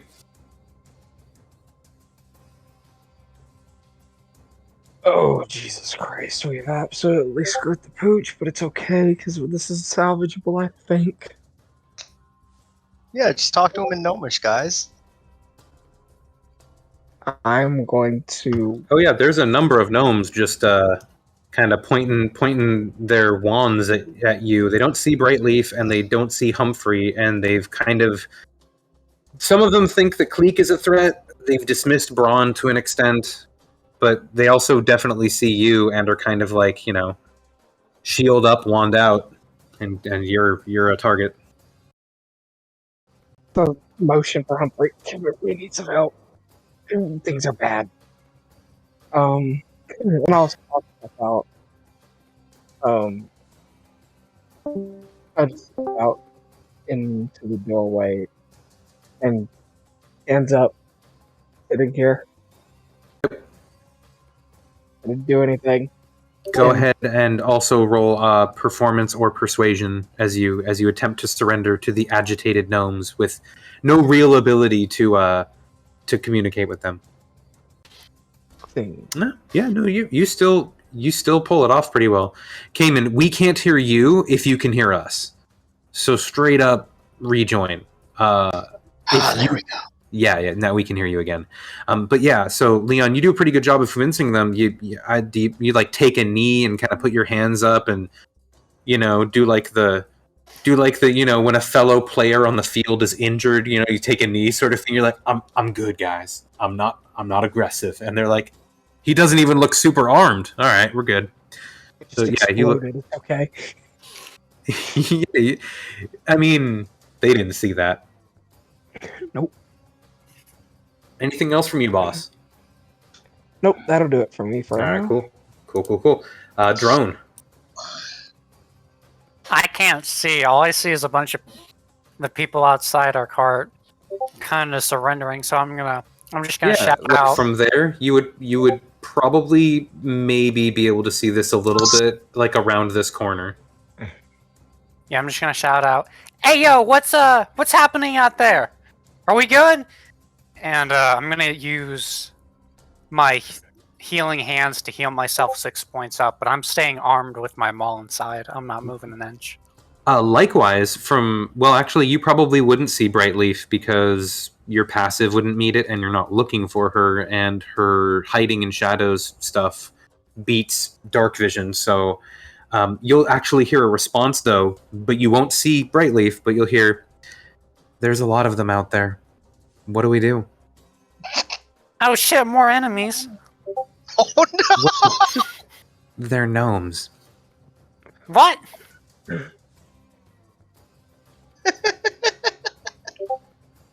And little people. The little people. Come on out.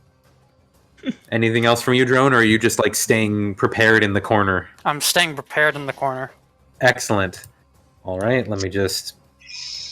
Yeah, here we go. All right.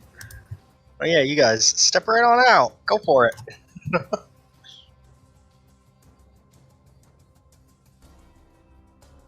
All right, sorry. Let me grab this thing real quick.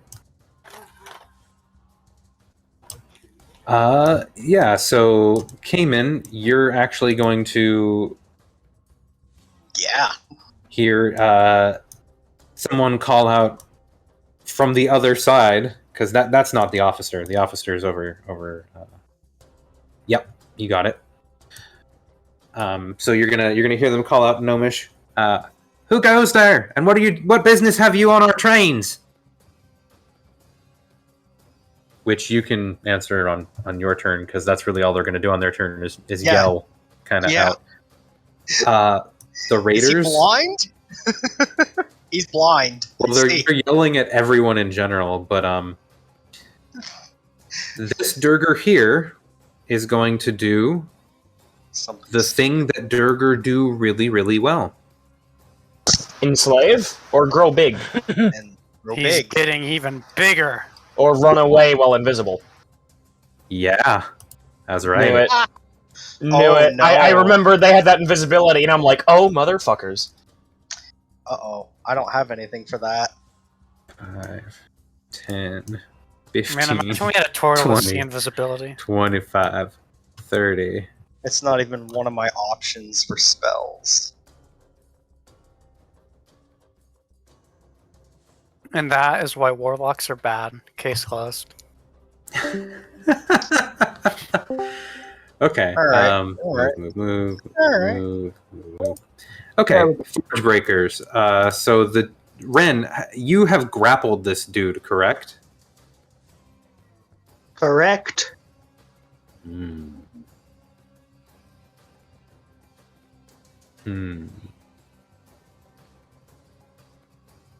He can try and break out as his action, but that probably won't help him because I can just, beat him with advantage with a plus 11. Mm-hmm. Yep. So he's just gonna attack you twice. Da-da-da-da. Plus 6. Ooh, that second one is not the right one. It would be 4 more, but it would be an 8. So that first one's gonna hit though. Yes, and I'm going to use my one use of this. I need him to re-roll. As the sounds of chains jingle, I use silvery barbs. Oh, jeez. I'm getting sick of hearing that spell. Ooh, it'll hit even harder. Use the low roll. As if to say, nope.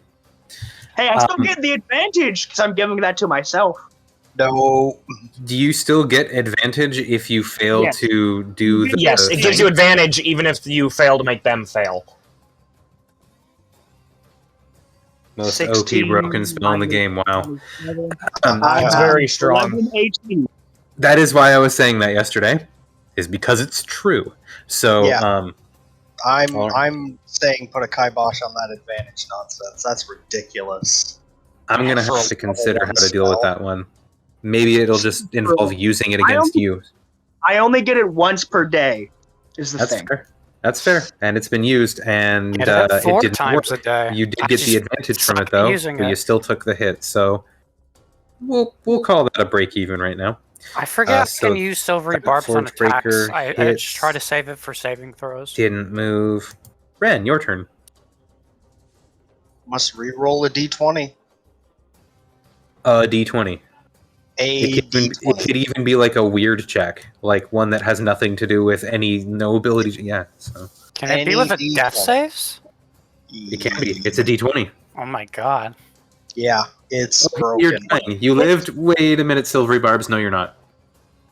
22 hits. Yes.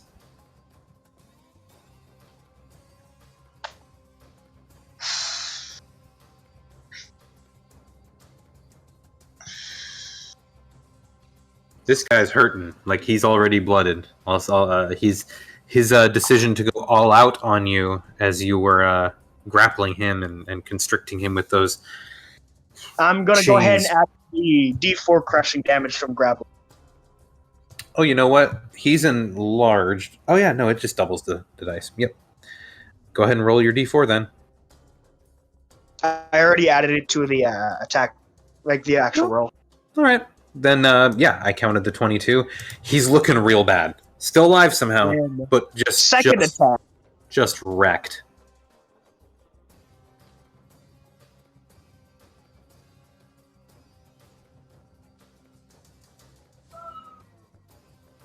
Yeah, that'll hit.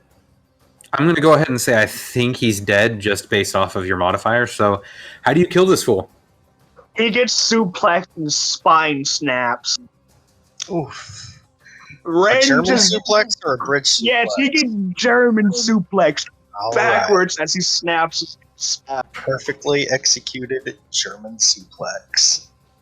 It was a sight to behold. In fact, one of the gnomes, this one here, when seeing the suplex executed, kind of lowered their shield and wand thing for a moment, and kind of was like, "Oh, guys, did you see that?" In Gnomish, and you hear another one go, "Yeah, that was real nice, but we're working right now." And And then as his bonus action, he's gonna shrink back to normal size. all right, go right ahead. Like, these little, I can't change my token size. Ooh, mobile- that's strange, but okay. No mobile issues. Only the DM can Oh, I got change it. token size, I Get believe. the fuck off me. There we go. Get off me. Ren has like these little holes that blood's just dripping from where the bone spikes were. And like where that bone chain came from, there's just a lot of blood pouring from there. I am fine. Definitely I'm losing not. lots of blood. Ren is very injured right now, partially as a result of his usage of smite, partially as a result of his Getting lack of pickaxed. armor, getting pickaxed. Lots of things hurt Ren right now. As he Yeah. rushes forward, Whoa, buddy. Please- Whoa. No, he Please- more like stumbles forward. okay, well, as you stumble forward after that elegant suplex, go ahead and roll something to try and convince them that you're not charging them. What's Ren's persuasion modifier? I'm guessing it's very high. No, I'm asking because I don't know. I don't Oh, have a sheet. okay. You don't have your sheet? Ren, I think he's Mobile. mobile. You said mobile. Okay, I'm Oh, opening that's- it up right now. Wait, no, that's Thornbriar Crypt. I don't want to be in there. I'll just have his sheet open. Your charisma is an 11, and your persuasion is a +0. So it's a straight D20. What about Foreman? Boy, might have wanted to keep that advantage for a little while. longer. Performance is also a +0. Yeah, you don't have any persuasive modifiers. You're not a face character. You're not. You don't talk to. So Oh. they think you're charging them after having just after having been just this huge, strangely like Why- metal constrictor Why would snake you body. be stumbling towards them and trying to charge at them? You're dang. You made the You roll, rolled a man. three, So- mate. You rolled a So, 3. no. I'll explain the answer. You currently are very bloody, coming out of a smoking, damaged cart with a very well. I mean, he's dead now, so he's going to shrink down. But like you just suplexed what was a giant armored Durger, while you were a giant weird metal bodied like. So just Ren looks weird, right? You're super bloody. You're super covered in smoke and grime and crap, and you're fighting this big guy. You kill him, and then you come stumbling out covered in blood towards them. And in your attempt to convince them, it was very poor. So you basically come out and you're like, "I'm not," and you're looking all exhausted and hurt. And they're like, "Oh my god, he's coming at us! He's coming at us!" No, And Ren's gonna it's- drop prone because I can just do that. He's gonna like, I'm taking a nap. sure, but they are all pointing their wands at you. And they're all like, I'm taking a nap. Watch this guy drop, point their guns at. Yep, exactly. The perfect Yeah. position to have all their guns pointed at you. Yeah, they are. I mean, I don't know if you're still in extend, but they think you're out of range. You just have all these like weird chains hanging off of you and stuff. Yeah, they just Um, see these chains and this dude face down. I hurt everywhere. Oh my They god, don't he's dropping understand prone to avoid our attack. Get him!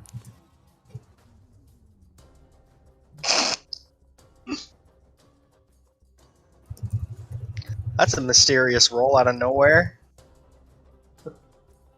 No, it's not. It's not mysterious anymore. Looks mysterious to me. Seems like a mysteriously low stealth roll to be not so mysterious anymore. So Ren, perhaps? after your turn is over, we get to the top of the round, and I over rolled to a Brightleaf, 14 on who kind of perception. just says, "Drone, I'm gonna surrender to them. I think it's okay." And she's going to step out of the shadows, and she's gonna just has kind of like her hands held out wide with her bow kind of like dangling from one finger, clearly not holding any weapons, sort of thing. And she's just gonna kind of go and kind of just take a seat, put the bow on the ground in front of her, and just be like, "I'm also not a threat." Humphrey, seeing this, is gonna come out and say, "Oh, hey, everyone! It's me, Humphrey Underway." And he's speaking in Gnomish, so no one on this side is gonna understand. So,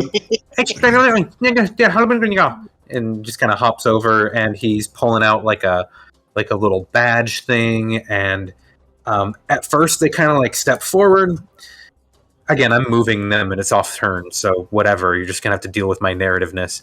And after like a brief moment, they kind of like step out of his way, and he kind of like goes past and is now conversing with what seems to be some sort of squad commander or something.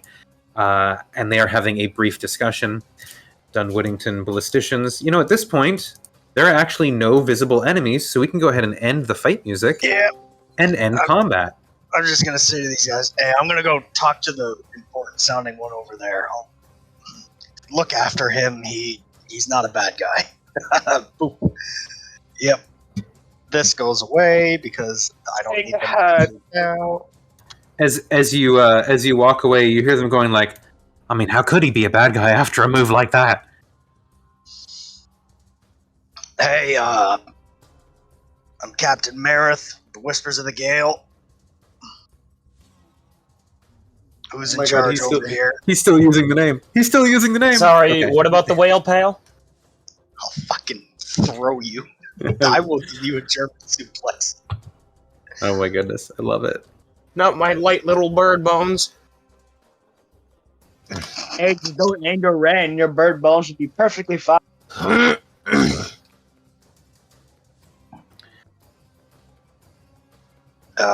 Who's in charge over here? I'm Oliver Wimbledon. Section commander. Gonna have to ask you to lay down your arms there, sir, and come with us. There's been an incident on the rails, and it's not safe to be out here. And we're gonna.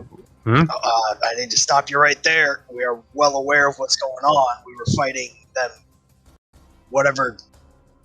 Do I even know what these guys are called? I don't know. Go ahead and roll a history check. Oh, I'm super. I mean, you've heard the reference to the name. With a 15, you're not super. Said what they were. You're We not had a super- full trigger on the train. No, I mean we did discuss it, and like they did name the dwarven person that you captured. But as far as like lore that Cayman would know, I feel like the DC is a little higher just because you're not an inland underground type person. But I would say with a 15, you've heard of them. You've heard of weird dwarves that are like super underground and evil, but like that's about it. That's kind of like it. Yeah, we just got done fighting a bunch of dwarf people, kind of on the bad side. The other train has my crew also participated in fighting off these dwarf guys. There's at least one dead one in the train car right now, so...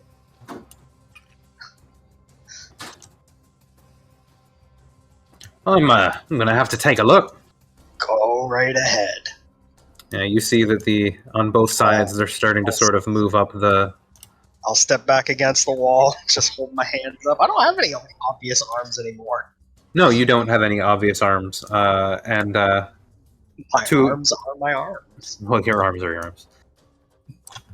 Karan's ready to start to come out of the car. He's going to carry his maul with one hand until he gets out here. His hand his hand raised as much as he can, and then once he gets out here, he throws his maul to the ground.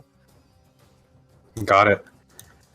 Cayman, you are readying an attack. Can you go ahead and roll sleight of hand or stealth on that?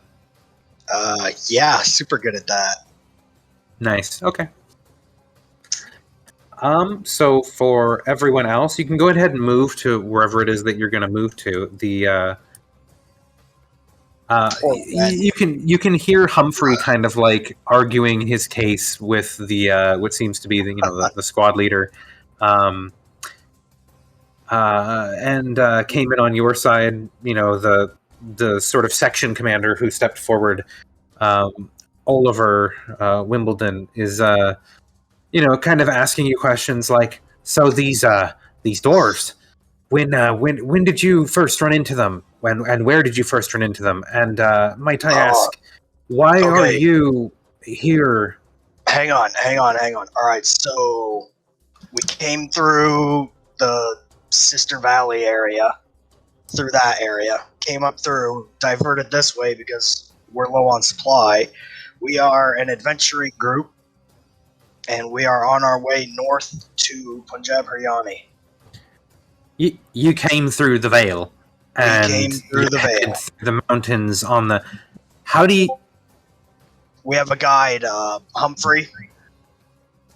Mr. Underway. Yeah, Very well. He's been a hell of a helpful guy. Oh, that he is. Risked Honestly, his neck for us too. All right, that actually changes things a bit here. So they were at the previous juncture that we were at before we came up here. We took a few down, left them behind, and then they chased us in this bigger cart here. We had a smaller one that's I think on the other side of this wall. I see. You've been a real big help. Do you know if how many of them were pursuing you? Because we found one in here, sir. There were probably 4 or 5 or so that got thrown off the train. There's the one dead guy in there that I know about. I don't know how many there actually were. There were a few. Yeah, it's funny. At this point, there are 2 dead bodies that are here. there are a lot that are on the tracks, and not all of them are dead. So, Yeah. but what does the topside party want to do? As Humphrey is making the case for you guys. Anything? You just all going to sit tight and Hey, kind yo, of like. anyone speak common? I trust the gnome to explain things. I know I am not good with people.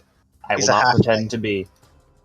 See? Clique is bad with people. That's Exactly. You get my point. Drone, could you also please roll persuasion or performance when you came out to surrender? I just want to see it. Yeah, they're like, that's a huge hammer, and he threw it down. He's good. We're good. Whoa, by the way, like, and actually one of them is starting to kind of come forward. He's like, he sees you, he sees you ask, like, does anyone speak common? And he just kind of looks up at you and shrugs, but looks at your hammer and kind of points at it and is like, kind of pantomiming the universal, can I look at that? Oh shit, none of them speak common!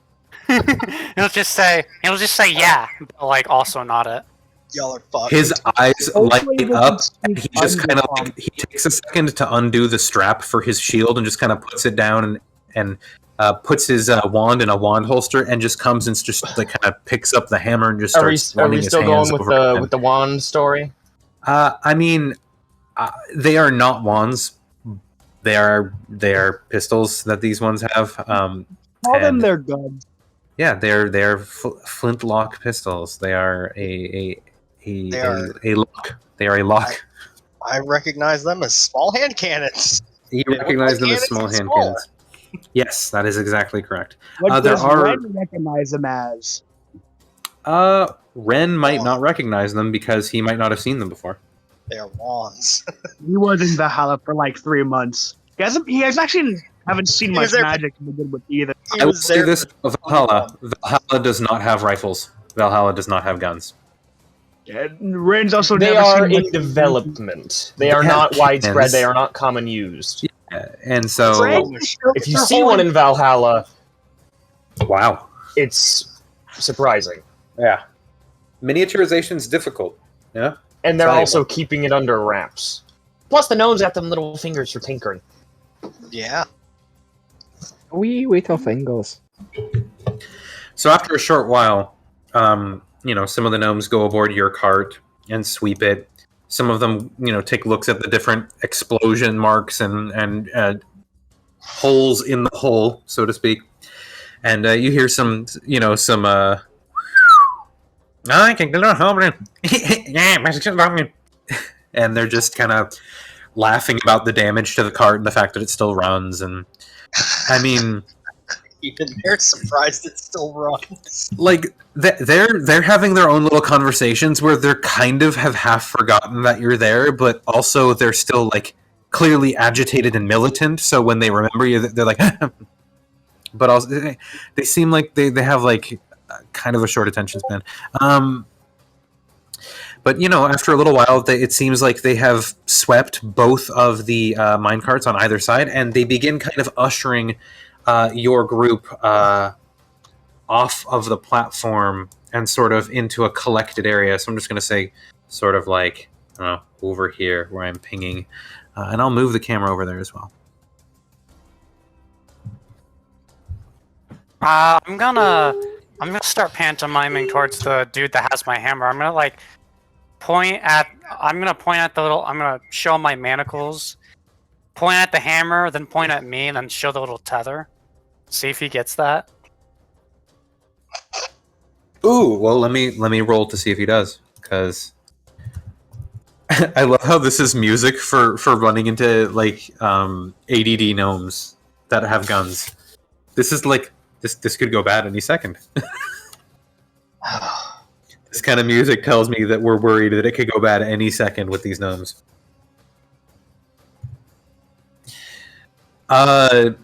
He does not get the tether, and kind of picks up the hammer and starts to walk away with it.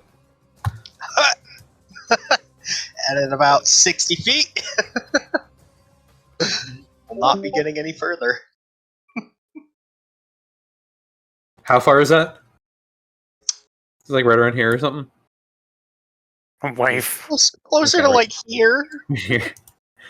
So right as he's walking past Humphrey, he's like, eh, and it falls down next to him, and you get tugged a little bit. You see Humphrey turn. Hey, and there's a brief look. You see like a couple gnomes' eyes widen, and they all look at the hammer and suddenly look kind of hungry. But Humphrey kind of like waves his hands and says a few words in gnomish, and they seem to back off. And he says, Mr. Drone, I believe it was. You can come and get your hammer again. I think it should be all right. I'm just gonna look at the two near me and say, hey, yo, they like the hammer. Let's go. I'm gonna start like kind of almost confidently walking towards him and pick up my hammer, and I'll delete that token. It's on me now. Sure. They have a little bit of an air of awe as you come and pick up the hammer. They're like looking at your wrists and looking at the hammer, and they're like, so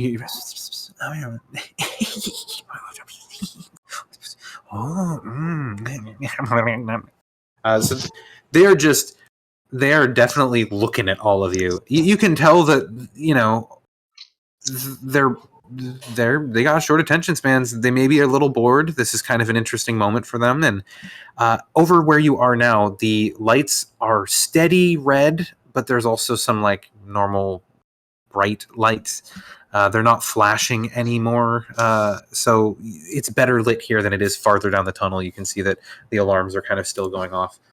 But yeah, in this moment, everyone kind of move over to this part of the platform over here to the right. Yeah. And Now, painfully stands back up. Oh yeah, you'll be escorted by some of them.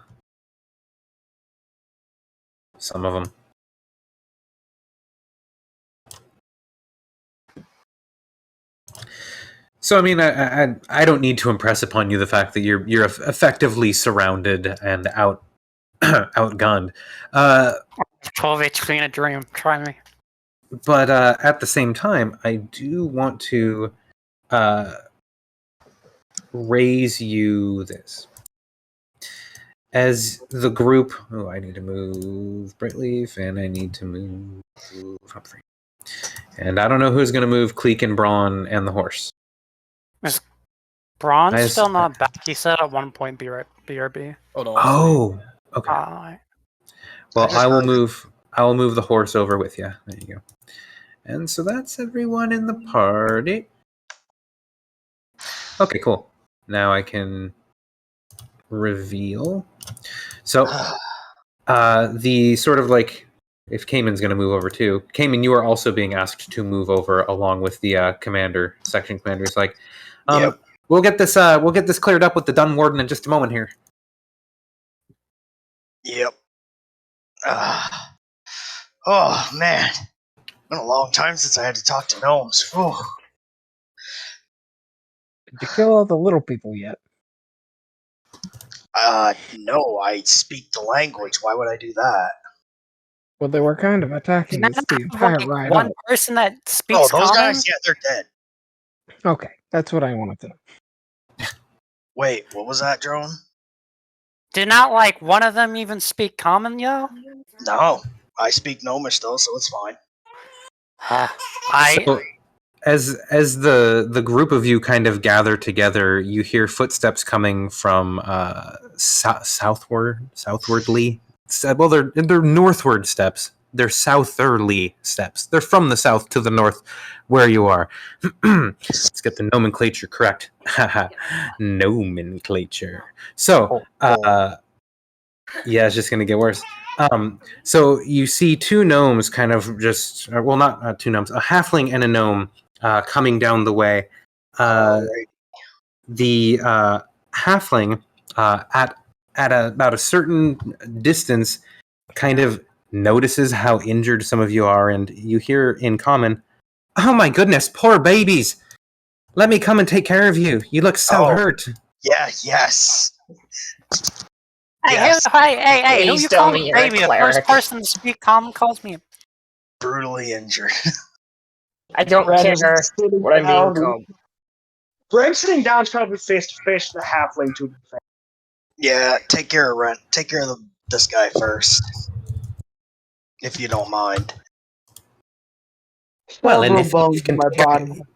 if you can only take care of one of you at that time, then. Start with him. So she There is are going many to. hundreds of Ren. Ow. Mass healing word.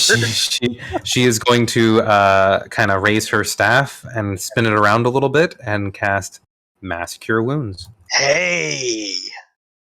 Let's pause.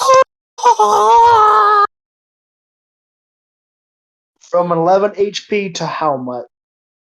Yeah, I need to Mass roll it Cure real Wounds? quick. I just need to find Yes, the right please card for the give right me person. healing. I need healing. Mass Cure Wounds is good. Cheese for everyone. Except it's healing. 17. Cheese. I am So- looking much better. 11 So, to 38.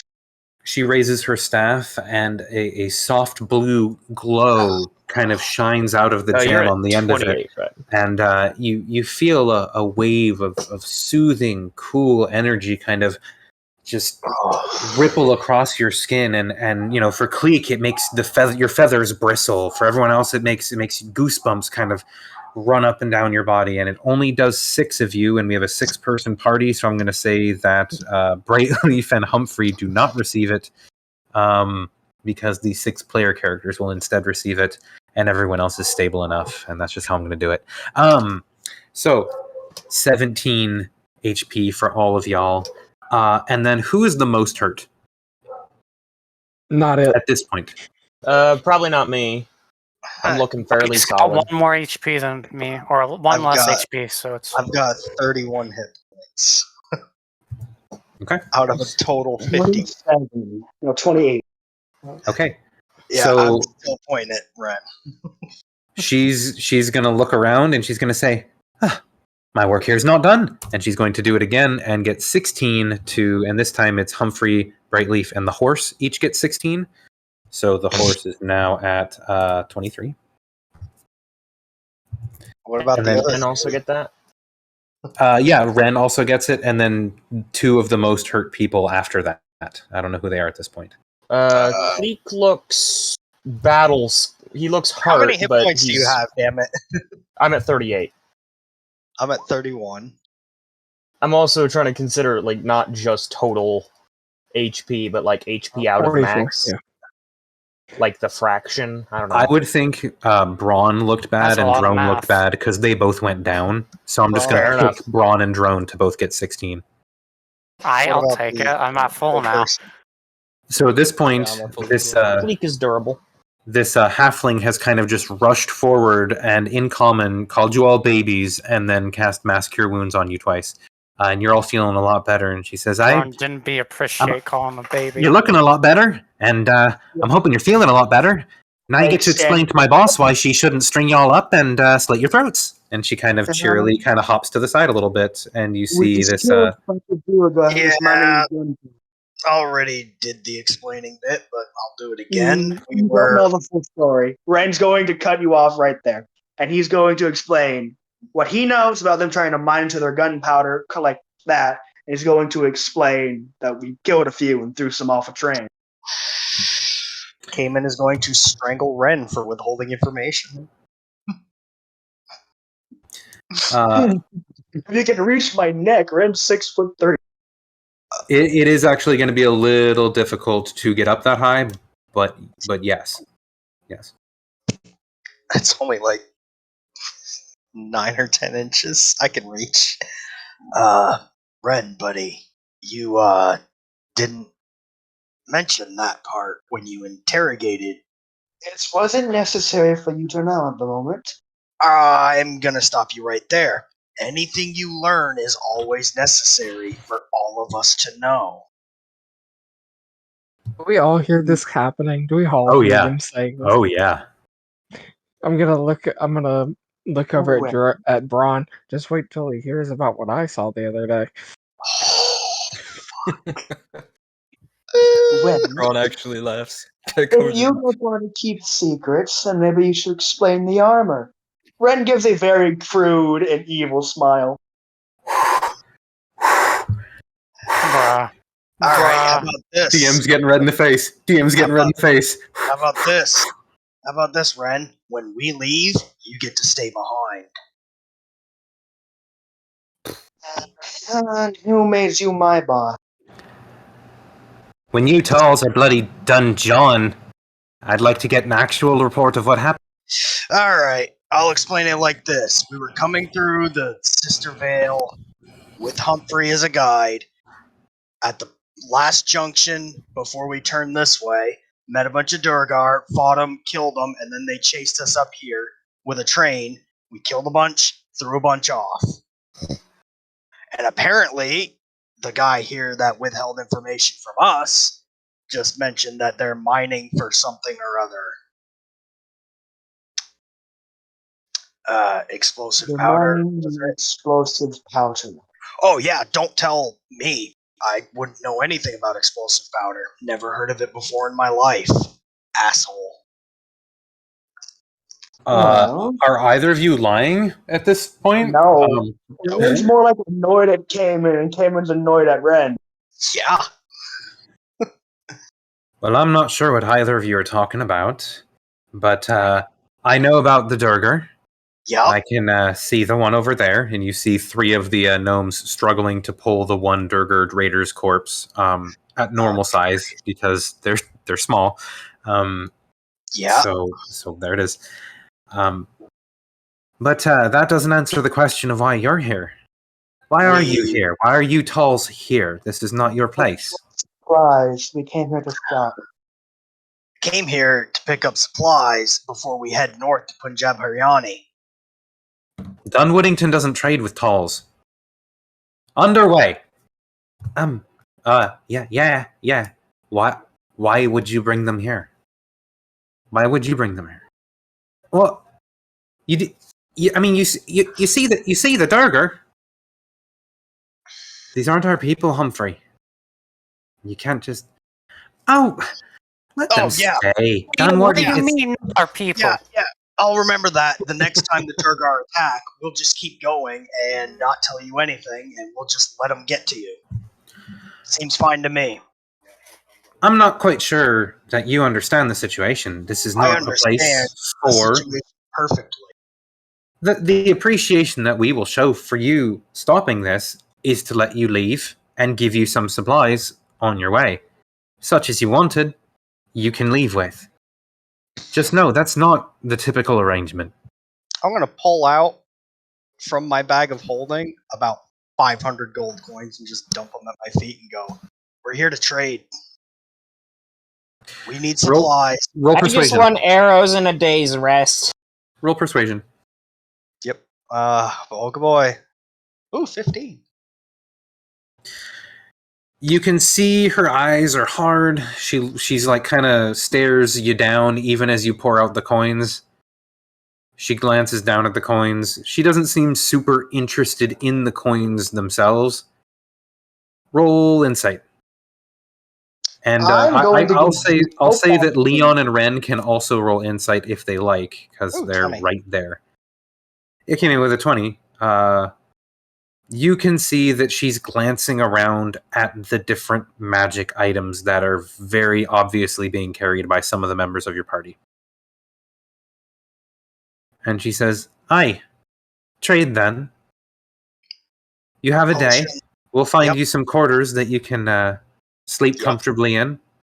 And then you can leave by any of the exits that you like. But That is exactly what we want. That's it. A day's rest, some potions, some food, maybe some winter clothes, because where we're going, it's going to be fucking cold. And then we're out of your hair. That's all we want. she kind of looks at you, glances around at the other party members. I'm going to scoop my money back up. Gaze lingers on Cleek a little bit. She actually steps forward and puts her foot on the pile of money and says, "No, I think you'll leave this here, and it'll begin to cover the repairs on the carts." Ren's going through a sigh of like just annoyance. He really wants to rob people to try to help your town. To be fair, it probably will go towards the cart repair, which isn't necessarily our fault, but eh. What was that one? I suppose the alternative could be, and she turns and says, Yeah, we "Mr. just- Underway, would you like it docked from your pay?" And he kind of like begins to like shrink and not say anything. No, it'll be And fine. not say Take the anything. gold. Take the gold. Stan, That man has been through enough hell for 1 week. We'll be Five fine. Nah, times he can come with us when we go to Punjab Haryani. I'll cover his expenses. And she nods and says, "Then you can leave this gold here and we'll call it good for now. You're free to trade and rest, and you have 24 hours. Mr. Underway, I'll see to it and make sure that you are accountable for them whilst they are here, and that you will be accountable for them once they leave to see them out of the mountains." Yes, Dunwarden. Ren is Yeah. Very good then. Enjoy the giving small a army, though. very, very mean stink eye.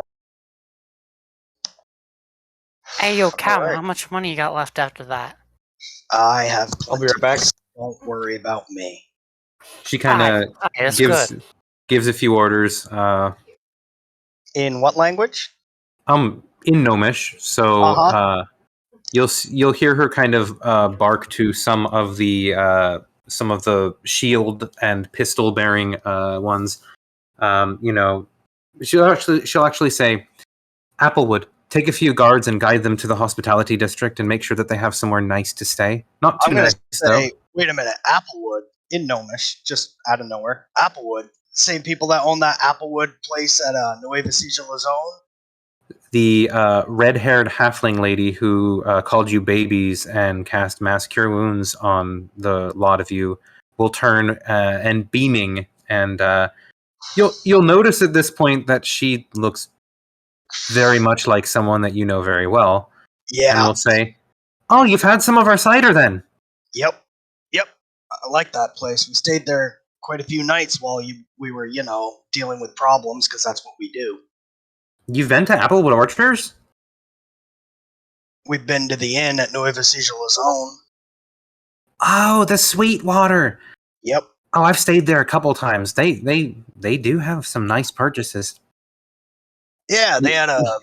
You see like the commander who they've been calling Dunwarden turn and just is looking very upset that this young woman is chatting with you. Yeah, we dealt with a fish epidemic they were having. Something was poisoning the waters over there, so we dealt with it. That was you. I did hear about that. Whispers of the Gale. Wait a minute. She she kind of squints and is like, "You're the ones who were traveling with little Rhea, weren't you?" Yep. Yeah. How is my sister? She's What? she's not with you, Oh I see. my But God. is she She hiding left. somewhere? No, Rhea, she you left, can come out. I'm not going to pinch your cheek this time. She left before we got here, actually. Huh. I mean, last I heard, she had been thrown in prison, but I broke her. I didn't Yeah, think any human prison could hold her. well, not with. We broke her out. Are you saying Last she I needed checked, help? it was a pretty communal effort. No. Yeah. Wait a minute. Communal. That means help. She didn't do it herself. No, we all. I don't know whether she could have done it Whoa. herself, but she didn't No. do it alone. No, none of us could have done it on our own. We all broke out together. So at this point, I'm just going to swing them over to where they're leading you, kind of in a different direction, and the party Yeah. is just going to grab them and, you're headed Yeah. to them as well. And, in general, I don't have a city map for Dunwoodington up. I will have one by next week. I think that We're not that'll staying be up. appropriate because you're not going to stay that long, but also, why don't we devote the rest of the session to saying, if you want to keep, role playing with Ms. Applewood here, but at the same time, think about what you want to do in your limited amount of time here in Dunwoodington under the mountain. We just You have want until morning, yeah. You basically tomorrow. have less than 24 hours to rest, recover, do a little bit of trade if you can, and GTFO, sort of. Ren is Yeah, just using engine to repair his mechanical parts. And yes, we are getting to a good stopping point for the session. It's about 15 minutes away, so that's why I wanted to say you can keep role playing, chatting Yeah. with Yep. Applewood, and that's fun. Probably But I also want you to so- just, in general, start thinking about what you want to do during a downtime, brief Oh, I as it know. will be, I know what I'm doing. and either start messaging me about it, or we can talk about it during the week, and hopefully then we can start up next week after the downtime. I have a question. Go ahead. Has Cleek realized that they're not wands and stabs? What was your intelligence check roll originally? Like 7. Okay, I will say at this point you still haven't figured it out. You think that they're just like a bunch of gnomish wizards with weird staffs, weird little wands. That they. Anybody know why they got so many mages here? Because think about it, that's more feasible than there's a rock in the ground that when you add fire to it, it explodes and shoots stuff. I know. You put it, I know. It's fantasy, man. When magic is typical, science is like, what? I'll explain that later, Cleek. I'm kind of surprised by it too, actually. I know gnomes are known for being smart, but I didn't know they had entire cities of wizards. Or malicious. Whatever it is. He can be everywhere in any form. So, He says repairing his mechanical arms by touching it. So- Mending. So wait then, you all broke out of prison, right? Because yes. I get okay. All of you? Wait a minute. Even the pretty elf lady, even the big chain man, even Actually, I Humphrey, don't you know weren't in prison, were you? Of course I wasn't in prison. I've been working. The only one of us that didn't break out of the prison was him, and I'm gonna Yeah. point at Ren. Yeah, we wait, had- and I think we had Drone? And the horse. Yeah, well, we've had some shakeups in our makeup lately. I was imprisoned for trying to eat a chicken, for the record. I was a pirate. No fooling. That's ridiculous. Yeah, I was a pirate. Okay, well, pirates are pretty cool. I've seen the ocean. Really big. A whole chicken by yourself. Yeah, I think it was more an issue of the farmer. Well, okay. Don't ask me how, but somebody owned the animal and they got upset at me. oh jeez. No. I mean, eating a whole chicken, prepared and baked and basted and whatnot, that's not actually too difficult a thing. I was gonna dry some of it for later. Yeah, I don't Well, I think mean, he was. Charlington Porter had 3 of them last week. It was a challenge, and he vomited all over himself afterwards. But I mean, it's Eat a whole it's one of those chicken things. owned by a farm. I think Yeah. that's why you were in jail. I still don't get why anyone owns an animal. Oh boy. Yeah, he It's for doesn't the get age. those. It's like slavery or something, isn't it? Miss Applewood, No. where's the nearest tavern Right? that's friendly to us? And he's going to look you dead in the eye. It's like, don't you ever compare farming animals to slavery again in my presence. Oh, good grief. Yeah, Miss Applewood, nearest tavern, please. A friendly one, preferably. Oh, not everyone's like me, all smiles and everything. Honestly, I find tall Yeah. people interesting and at times wonderful. But I speak you're the not language. liable to find a very friendly welcome anywhere. But if you can pour a pile of gold in front of anyone, they are likely to trade with you. Or she kind of glances over at Drone. That big old shiny hammer you got there, you can show that to someone for sure. So your The town's only- a bunch of racist. Got it. it's not that uncommon. I Anyway, mean, yeah. I've been traveling for a while. I'm It's sure they actually have their really- reasons for seclusion and suspicion. It's I one of would those assume things. so. You see a stereotype. It's not always What the accurate, hell? but there's reasons behind it. I don't know. What the hell was that gnome lady's name? Which one? The ferry keeper, the one who owned the ship that I had to pay a lot of money to. Oh yes, Red Lady Velvet. Eloise.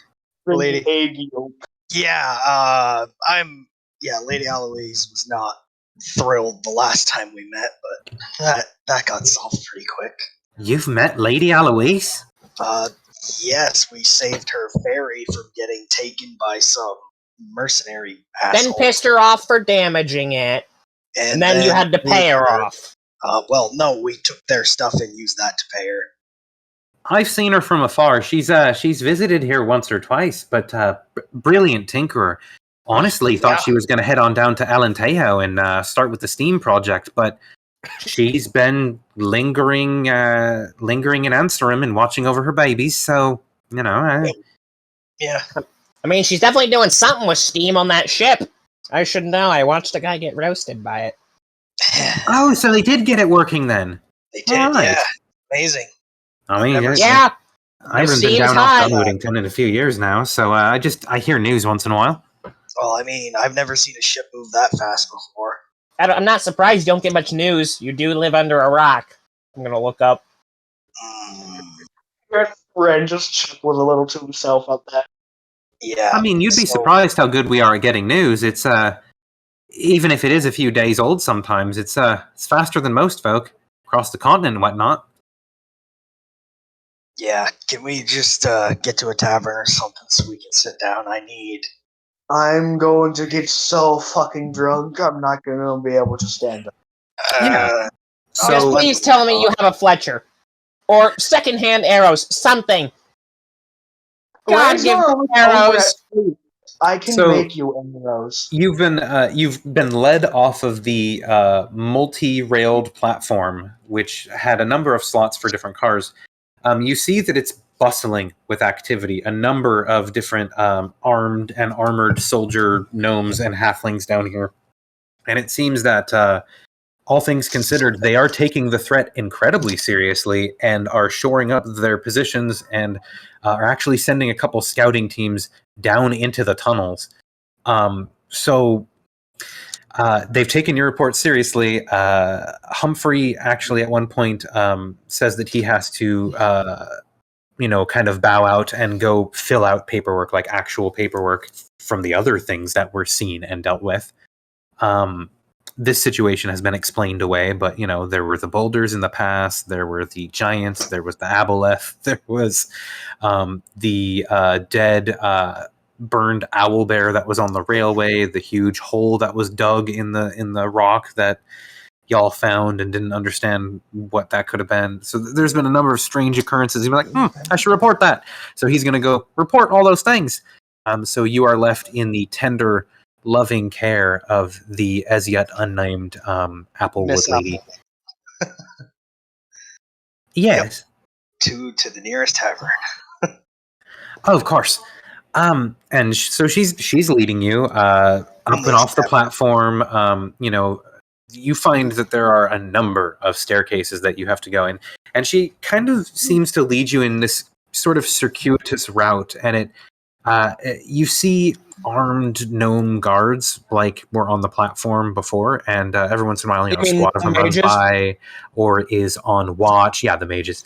And as you get higher and farther away from the platform, increasingly they look at you oddly as if they don't understand why. But it seems that with your guard and with Miss Applewood, you are clearly non-threatening, even though you're a bunch of tall folks and a horse.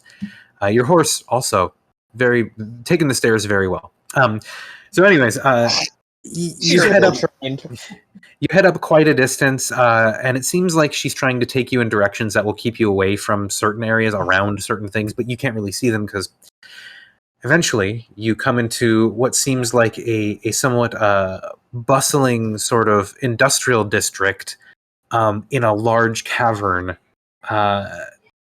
You can see sort of like shafts of light poking down through gleaming, holes in the ceiling where structures of metal and glass and crystal of some kind have been latticed across these holes and are used to focus light down into different areas. And you see that there's this large mountain complex and this kind of strange tiered structure where you have buildings and then a whole layer of pillars and more buildings and another layer, and you have this weird sort of cross-sectional pizza multi-platform sort of structure going up inside of the mountain, and it's loud in here. You hear the sounds of heavy machinery. You hear the sounds of clockwork industry. You hear the sounds of tens of thousands of voices. I would say actually 10,000 voices is probably a better, more accurate assessment. But there are a lot of gnomes here in this city, gnomes and halflings, This is a big and city. they are in the throes of industry.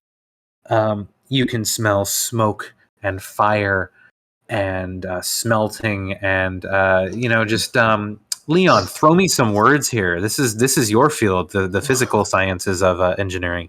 What are these gnomes doing in here? Because they are definitely putting stuff together and building things and engaging in gnomish whimsy.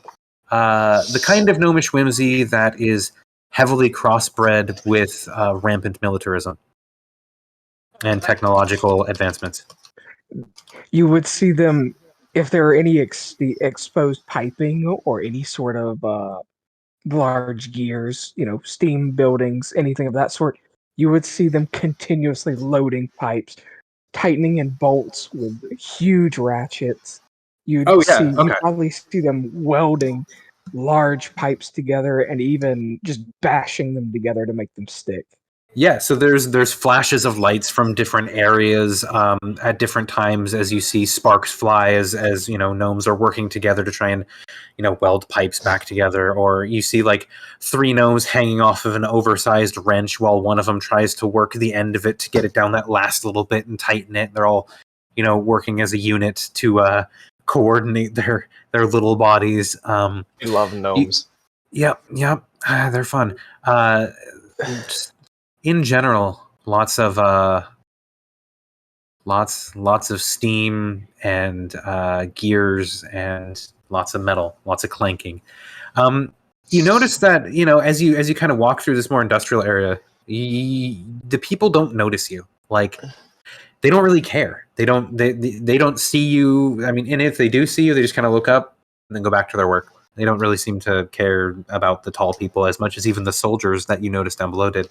And after a little while, Ms. Applewood leads you to a bar, and you go in through a tavern, and it's called the Rusty Cog. You go in through the front door, and everything in here screams steampunk gnomish dive bar.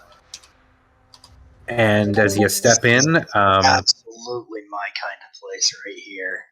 Yeah, you see a number of workers in grubby overalls covered in different greases and oils and other unguents and just sometimes sweat and sometimes a little bit of blood and sometimes metal shavings and just soot covered in all sorts of stuff, and they're just all sitting around nursing drinks. But all things considered, they don't seem dour. They seem pretty upbeat. The ones who are here in the bar, and the drinks they don't look to be like ale. Like they look to be like really colorful, vibrant, fruity cocktails with intricate looking glassware. Braun, you remember the fellow who you smoked with in Sichuan?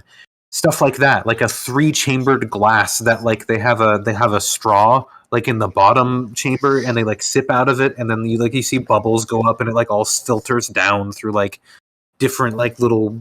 You see some weird Star Wars type stuff in this bar. You step in, and you're like, wow. And they all turn as you come in. A bunch of strangers, a bunch of tall strangers at that, and then pushing her way to the front, Miss Applewood says, "Oh, bear with me." And everyone goes, "Hey!" and like raises and like goes back to what they're doing. And she turns and says, "Well, this is the bar you wanted, and with that welcome, they're as liable to be nice to you as anywhere else you're going to find here in Dunwoodington." Nah, it's fine by me. What are you? She's a Like, half what role do you play? You clearly have a lot of respect. Oh, well, I mean, my family's a little famous. Everyone likes our ciders, but That's a fair point.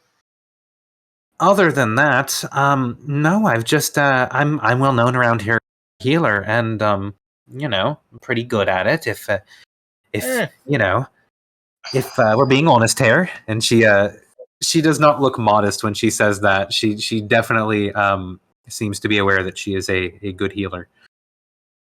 If I need town gossip, I'm going to her. No, She seems like the kind that here. might know it. Ren immediately goes and takes his seats at the bar. All right, I don't have a bar mini map, so this is all just theater of the mind right now. Yeah, well, make it up as you go. Am I allowed to leave? I need to go find a Fletcher. Oh, You can wait till the morning. let me here. You don't speak Gnomish, I'm guessing. So, I do. do you want to travel with your friend here and help give directions to the guard? She's like pointing like kind of askance at one of the 2 guards that's with you, and I can tell them to take you to a Fletcher, but if you can't communicate with them, I'd clap Well. twice to come back here. I'm not sure. Well, Cleek. What'll it be?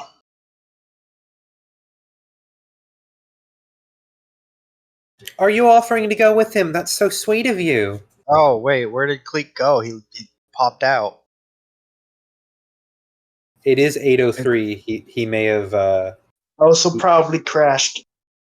It's Yeah, I think he crashed. It's possible he's still in this chat, or he's still in the Roll20. Unsure. Ah, He's there still he in is. the 20. Yeah, well, Cleek, what'll it be? I'll go with you or a guard. I won't drag Cayman along. She's got other things to do, and the guards don't speak common. I can send one of the guards with you and show you the way, but I'm supposed to stay with the group.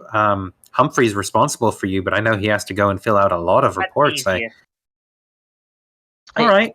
I thought I heard mention a guard that could go with me or something. Oh yeah, Yeah. they can show you. They can show you the way, but they're not going to help you. They don't speak common. Yeah, it's a little bit of a difficulty. Not everyone here does. Yeah, no, that's fair. I just don't want to have to bring like too many people along with me. Just to 2 go should get be arrows. fine. And if you have an armed, Okay. if you have an armed guard of the Dunwoodington Levy, you should be fine. Who's going with me? I'm the only one in this group that speaks the language, Cleek. Okay. If you're willing to come along, then come along. You're not going to ask me to come along? I'm not gonna make you. Don't be a stickler for words. Ren's gonna lean over and say, I'm going to be a stickler. He's left me to die twice now. I want to hear him ask me to come with him. I'm sensing a lot of tension in your the air, and I choice. am. Are you asking me to come with you, Cleek?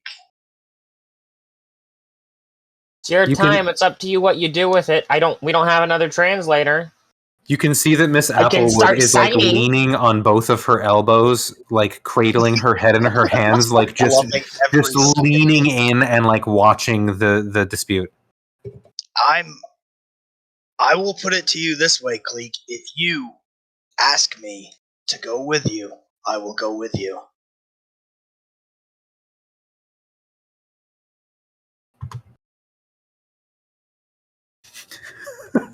Clake's like, I don't want to do it. I don't want to do it. I don't want to do it. This is amazing. This is amazing.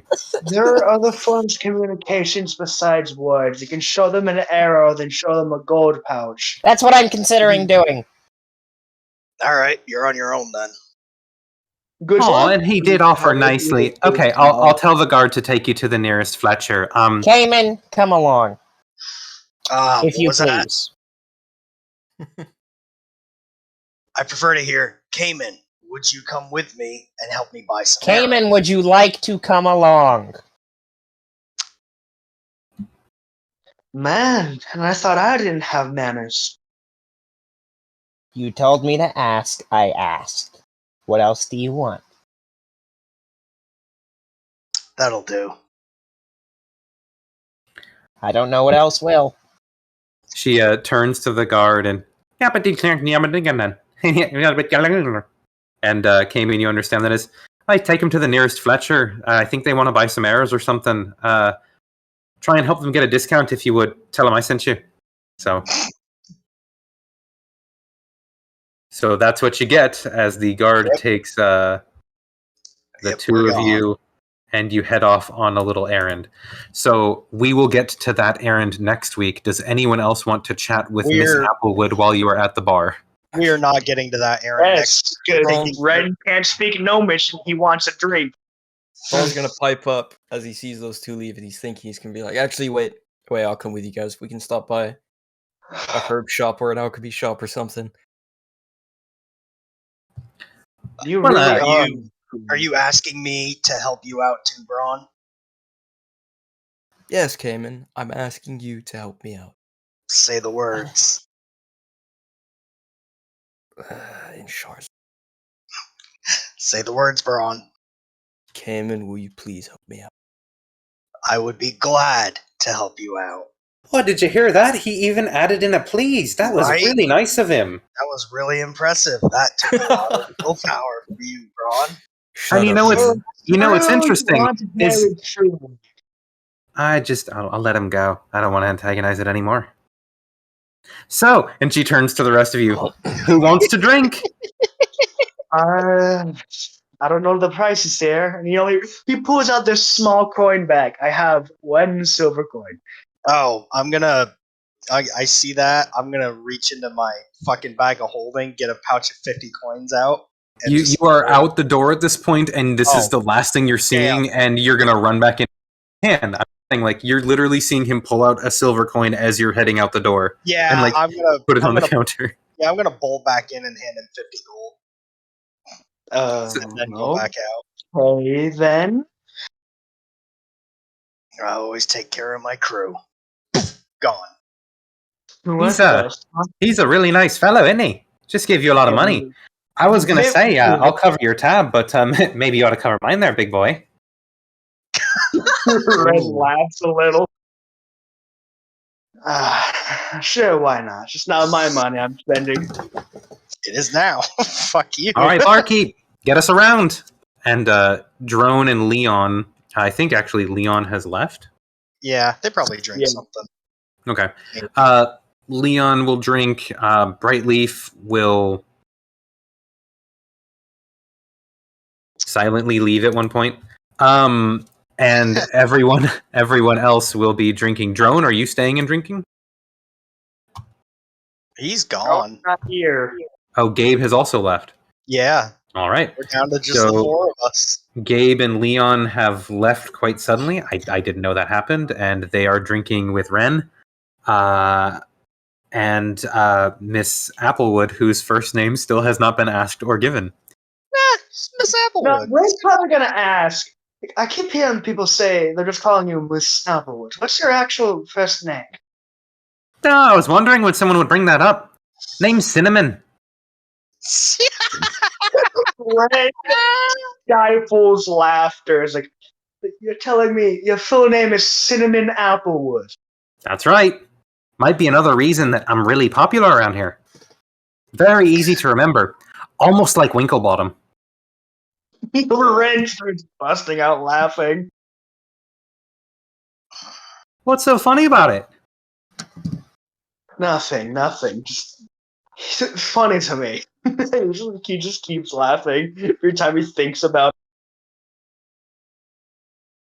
Well, I don't see what's so funny. Cinnamon and apple go great together. No, it's not that. It's not that. He's like gonna catch his breath. I've not laughed for a while. That's actually pretty good. So, And then, Braun, while he's drinking, he's gonna start repairing his arm using the mending cantrip. Very good. It'll take a while. She'll watch you do magic, as will some of the other gnomes, who, all things considered, have been watching you for a little while now. He's just tracing his middle finger over where the damage is to slowly mend Go it. ahead and roll perception.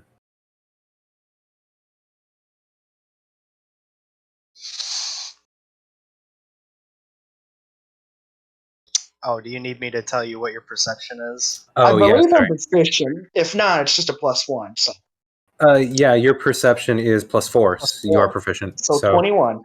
Okay.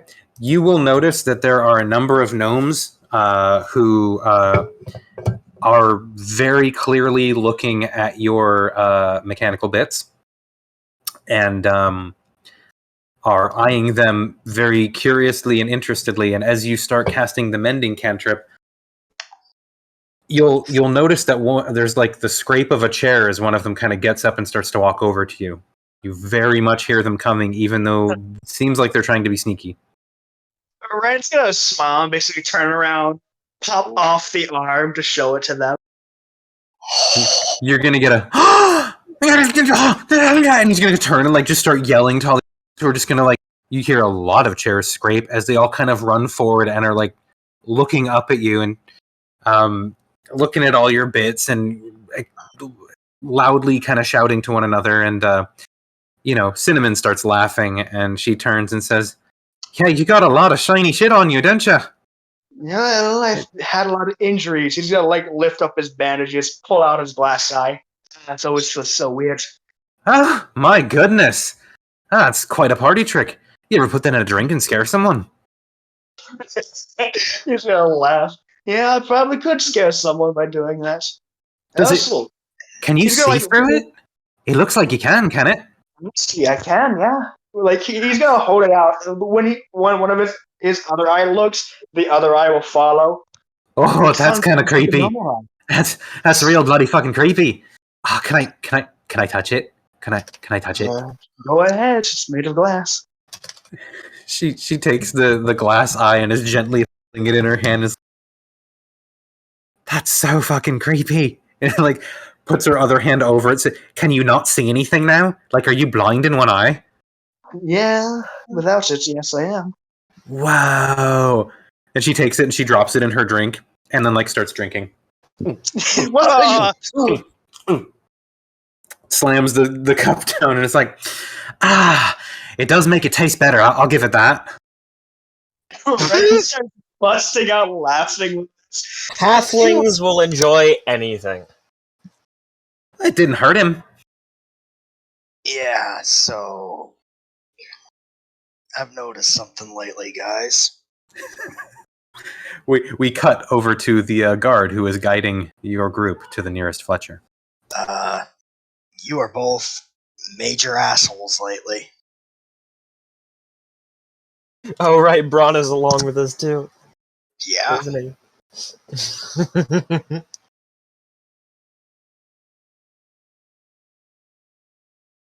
Their particular reason for all this enmity all of a sudden. There's a lot going on, and your semantics are quite annoying. My semantics. Coming from the bird who has twice left me to fend for myself.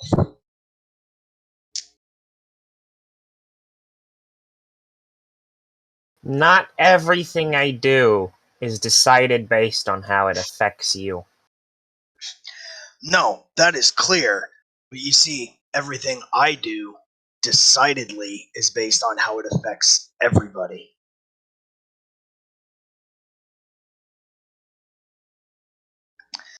And that seems to be a really interesting theme, is all of you people are out for your fucking selves.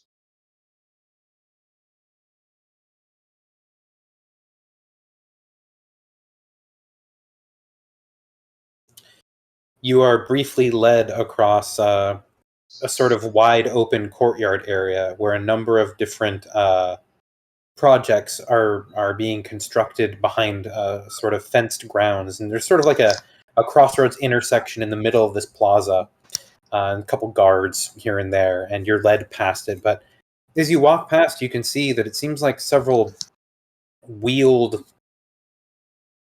vehicles possibly are being manufactured here in this open lot sort of area.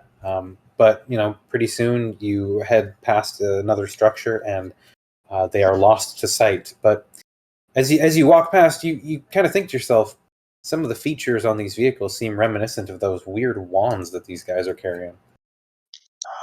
Are you telling me they have armored military vehicles? Oh, That's not what I said. That's not what I said. You're making it sound like they have a tank. I recorded what I said. It's not what I said.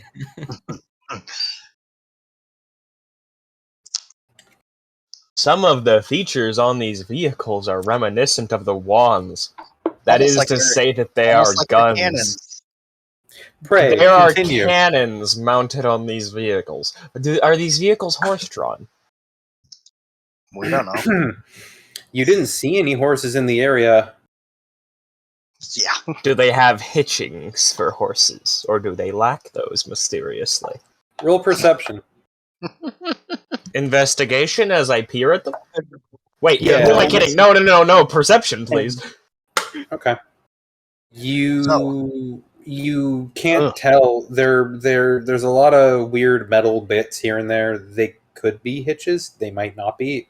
You're not well acquainted with gnomish architecture and engineering, so it's really difficult to tell. But I mean, they have wheels. They're probably wagons of some kind.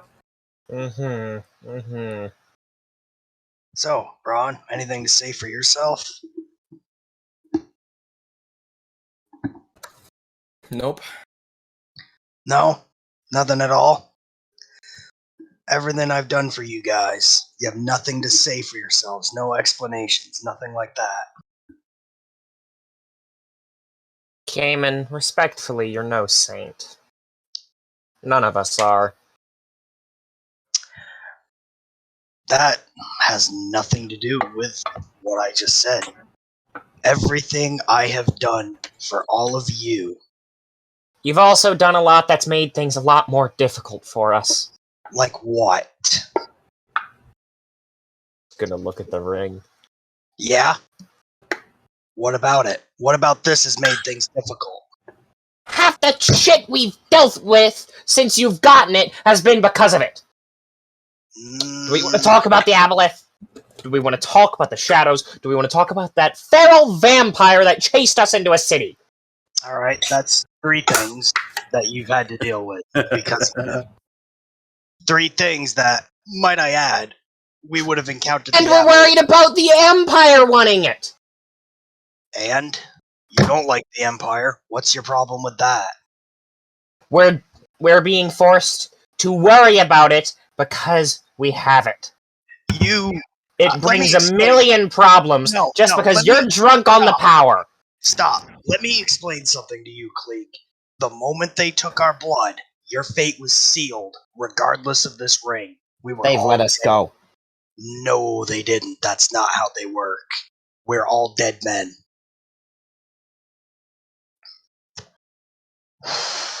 You need to understand how the Empire operates. They don't let people like us go. We're all dead men. They don't let people like you go. I They don't didn't let- do anything If except you for end what I up- got dragged into If doing. you end up in Golgotha prison, one way or another, they're going to try to kill you. They will make you die. The moment they took your blood, why do you think they did that? So they can track you down and kill you. It's not an insurance policy, except the insurance is when we do what they want, they kill you. Face it, you're a liability. The moment they let you out, you were a liability. You know too much, I know too much, Braun knows too much. Everybody that was with us then knows too much. And everybody that's with us now knows too much. Oh, we lost him again. So I will just pick up. Ren is drinking a margarita at the bar, and when he ordered the margarita, they started to make it, and then a brief flurry of gnomish to the barkeeper behind the counter, and some laughter, some exchanged coins, and then a sidelong glance and a very satisfied smirk from Cinnamon. And after a moment, they bring out a margarita cup with multiple side chambers that feed into a mixing chamber down at the bottom. And as I wrote in the chat, Cinnamon explains that this is known as a megahorn, and it is something that they normally only let halfling food lords. You hear this word and you don't know what it means, and it goes past you, but it's a real thing. And that the only reason that you're getting to use this is because you're with Cinnamon, and you're huge, and it was just paid for. So you are drinking from a gigantic, specialized 15x sized margarita glass with multiple different margaritas feeding into this large chambered bottom area. And I don't wake up with a hangover. Wants to drink, all things considered. Yeah, you wanted to I drink. wake up with a hangover after this. I don't know what will give me a hangover. I will have you roll a Constitution save, and then another Constitution save. And then if you're going to drink more, I'm going to give you a level of exhaustion, and I'm going to have you roll a Constitution save again. So 3 Constitution saves, and if you drink it all the way, and if you have exhaustion after the second. What's the 40-20 for? That's all constants. All right, so that's probably going to be a fail, a pass, and then it looks like a fail. A fail. So you are drunk. You are poisoned. You are exhausted, but you eventually do finish the drink, and there is a cheer from the entire crowd as you do so. You notice, however, in your drunken state, that a number of the gnomes have kind of put their little tiny hands under your cloak and are kind of poking and prodding at your machinery. They're not doing anything rude it's rude. They're not doing anything to damage it or remove it from you, but they are poking it and taking measurements and stuff. Rent's gonna take off his cloak at this point. You know whatsoever. You all can. And he's going to just take off the cloak. As you do that, they all look at each other and then kind of look at Cinnamon, and she just laughs and tells them in Gnomish what you said, and they all cheer and pull out measuring tapes and little notepads and ink wells, and they're taking measurements, and they're standing on top of each other and pulling out stools and stuff, because you're huge and they're not. So they're already all right, how do we work together to get this done? You want to see something cool? He changes between its modes, and the chains seem to shift on its own. You get a chorus of cheers and cries of delight and dismay as it changes from mode to mode, almost like they're watching a play and seeing their favorite character die and be brought back to life.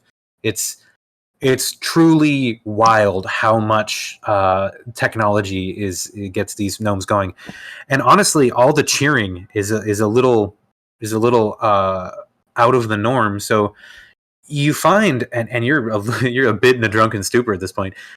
You find that the bar's filling up. Like, there's more people coming in. You're very much playing the yoga role now, being an anomaly that people look at and go, "Whoa, what's that? I need to go look at that." So that is what Ren is dealing with right now, and he seems to be playing it off. And Cinnamon is keeping watch on you, and I believe to the extent that it matters, Leon and Drone are also keeping watch on you. Ren is enjoying the attention a lot. That's pretty funny. That's pretty funny. We will now hop back over to the Astro, Cleek, Braun, and Cayman moment, which was interrupted by lag. Man, I didn't know I got put in the game. That's awesome. Astro, you're actually here now, walking next to Oh my Cleek. god. Yeah. How this I'm works? so dead. I have a commoner with like 3 HP. Oh boy. How this works is pretty simple, Cleek. I've been looking out for us since day one. I have never once looked out just for myself. Can I also ask all three of you to roll perception? Sorry. Oh, yeah. If you want to leave and go off on your own, that's up to you. If you get attacked out there on your own, that's no longer my problem. As long as you're with me and you're in my crew, I don't care who comes after you, who comes after Braun. I don't care who comes after any of us. I will not let you guys die. I'll risk my own neck. Honestly, I can't say the same for either of you. I don't think you would risk your necks for me. And you've even shown that you wouldn't. Cayman and Cleek, you will both notice maybe about a shape kind of like stagger a little bit out of the shadows, seeming like maybe they tripped out of something, and both of you will notice in just a brief second that the form kind of resolves into the figure of Brightleaf, who then quickly steps back into cover, but you've both seen her. Braun, however, you do not notice. I'll just carry on the conversation then as if I didn't notice anything. Yeah, exactly. Yeah, you'll just carry on the conversation. I'll squint, but I'm not going to mention it. I was about to say. Oh, I'll just say this, Cayman. I've also looked out for you, you know. No, how? You know, I'll fucking tell you how. You know how much my faith means to me? And you know what that ring means to me, too. And I told you. The hell out of me, Braun. Listen to me. I told you that if you use the ring and accept its power, I would kill you. Because that's what Shaw herself had instructed me to do, to destroy it. But you're still alive.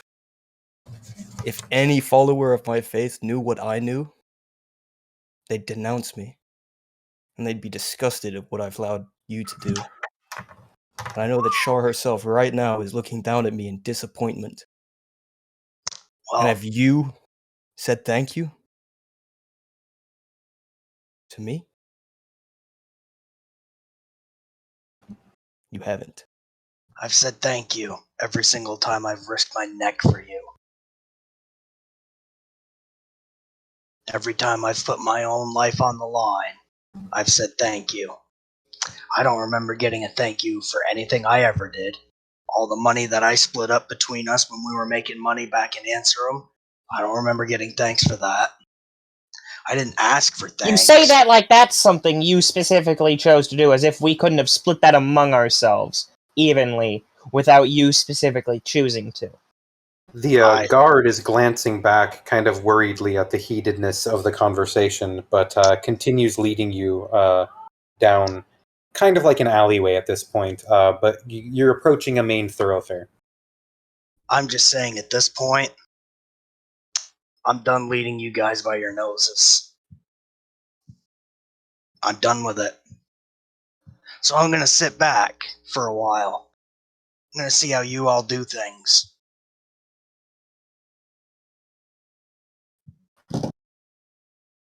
Cayman, I'm gonna be honest with you. I'll go for it. I have had a variety of opinions on you throughout our adventure, if you can call it that. For a while, I was suspicious of you because I understood you were a pirate, a criminal, and I was a little new to this whole society thing. Yeah. And the way you've talked, and you still often talk about the group, the crew. For a while, I wanted to be like you. When you came back, I actually wanted to talk to you about joining you. Maybe on whatever you do after all this is done, whatever happens. Cleek, I'm gonna be dead when all this is done. Disregarding that, you get my point. I admired you. I wanted to be like you. I'd call you a damn fool.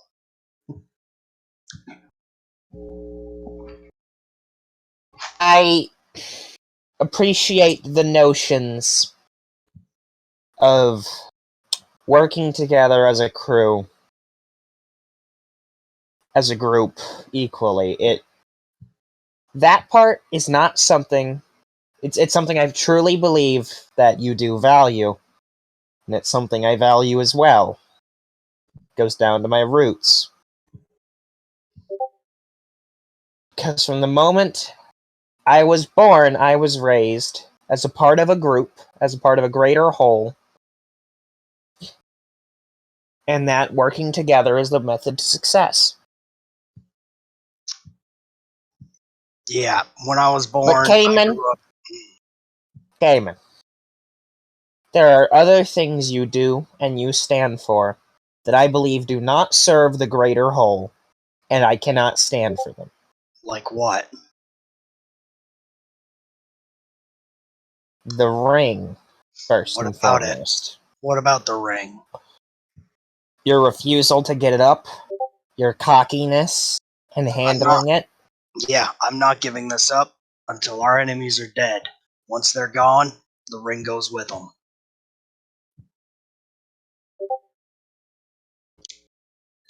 I told you all when you found me, and it took you over a month to catch up to me. I wasn't that far.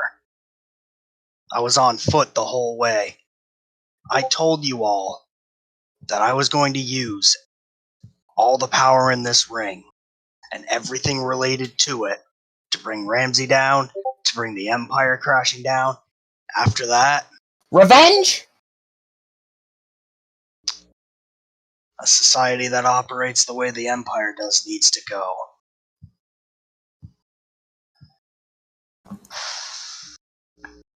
The empire that you've lived under, how long? Lived under? Are you kidding? Click, I grew up as a sugarcane farmer on Rose Hall. I was a pirate for longer than I was ever a citizen of any empire. And that is precisely why you don't have a right to say that it is bad! You haven't lived under it! Why do you care so much about changing it as if it's the worst thing in the world? You've said it yourself! Because it is the worst thing in the world. The gnome soldier that's been leading you kind of stops and turns, and he says in Gnomish, "Is everything okay? Is Yeah, it's looking fine. over at the bird who's quite upset, and It's like, fine. We're just having a discussion that's getting a little heated. Don't worry. all right, we're almost there. I just Yeah, we'll cool off before we get there. all right, just this way then." He kind of goes back to walking. Look, Cleek, I spent my life in Rose Hall. I farmed sugarcane. Oh, now it's your life in Rose Hall. Yeah, Not most of your life as a pirate. I stopped considering myself a citizen of this empire when I became a pirate. You didn't live under its rules. You really weren't.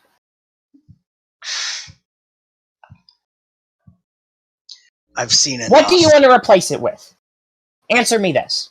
Anything is better than this. Taking people, Why? throwing them in prison, taking their blood, sending them out to do these dirty jobs, and then killing them off. What kind of society is that? It's pretty terrible. Is that the society? Is that the standard? Or were we the exception because somebody up there decided to do something special? No, we are not the exception. We just got picked. How often does this happen? Do they just, every 5 years, decide, let's give some prisoners a task? DM? How Well- many prisoners were arranged in that prison break? Every that got 5 out? years. During that one event, How we many? hardly understand how or How- why it was orchestrated. How many of those events do you think happen that go completely unnoticed? We don't know. It's the issue. Out of curiosity, DM, in my travels, did I ever hear about prison breaks that are familiar, like the one that happened to us? That ever come up? Please roll history. Yeah. History. I'm so good at that. Nope. You do not recall any specific jailbreaks. You have heard of people being sprung from whatever confinement when they are when their confinement is more out in the boonies and they haven't yet kind of undergone justice, or they haven't been sent towards more secure lands to receive the same. Interestingly enough, all things considered, pirates are considered someone that you kill on sight. They're captured. So kind of begs a question, doesn't it? Why did at least 2 pirates that I know of get let out? Click, let me explain something to you. I'm a pirate, right? What do you think happens to pirates with the Empire when they catch them? Do you know? I don't study it. They kill us on sight. There's no jail. There's no prison. So think about that for a second. How many people did you kill and rob during your piracy? We only killed the ones who put up a fight. You've killed more than one person. I absolutely have. And in that situation, were you in the right or the wrong? I was in the right. At the end of the day, you were a criminal, Yep. and those people who fought to defend themselves, their belongings, and their crews. We never killed civilians.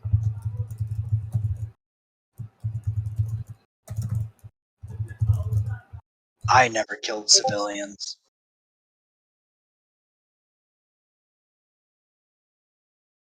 Why is your life more valuable than the many you've taken? They Is shot death not first. suitable?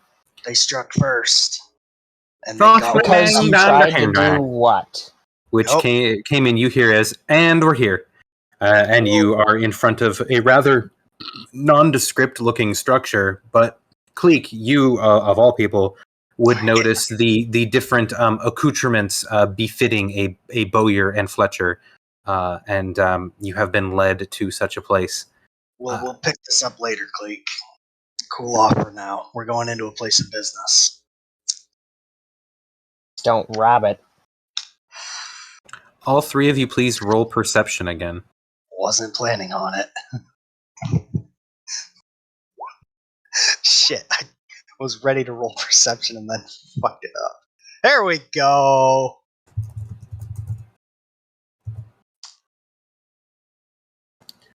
All right, so Brightleaf kind of just appears around the corner as you guys are going.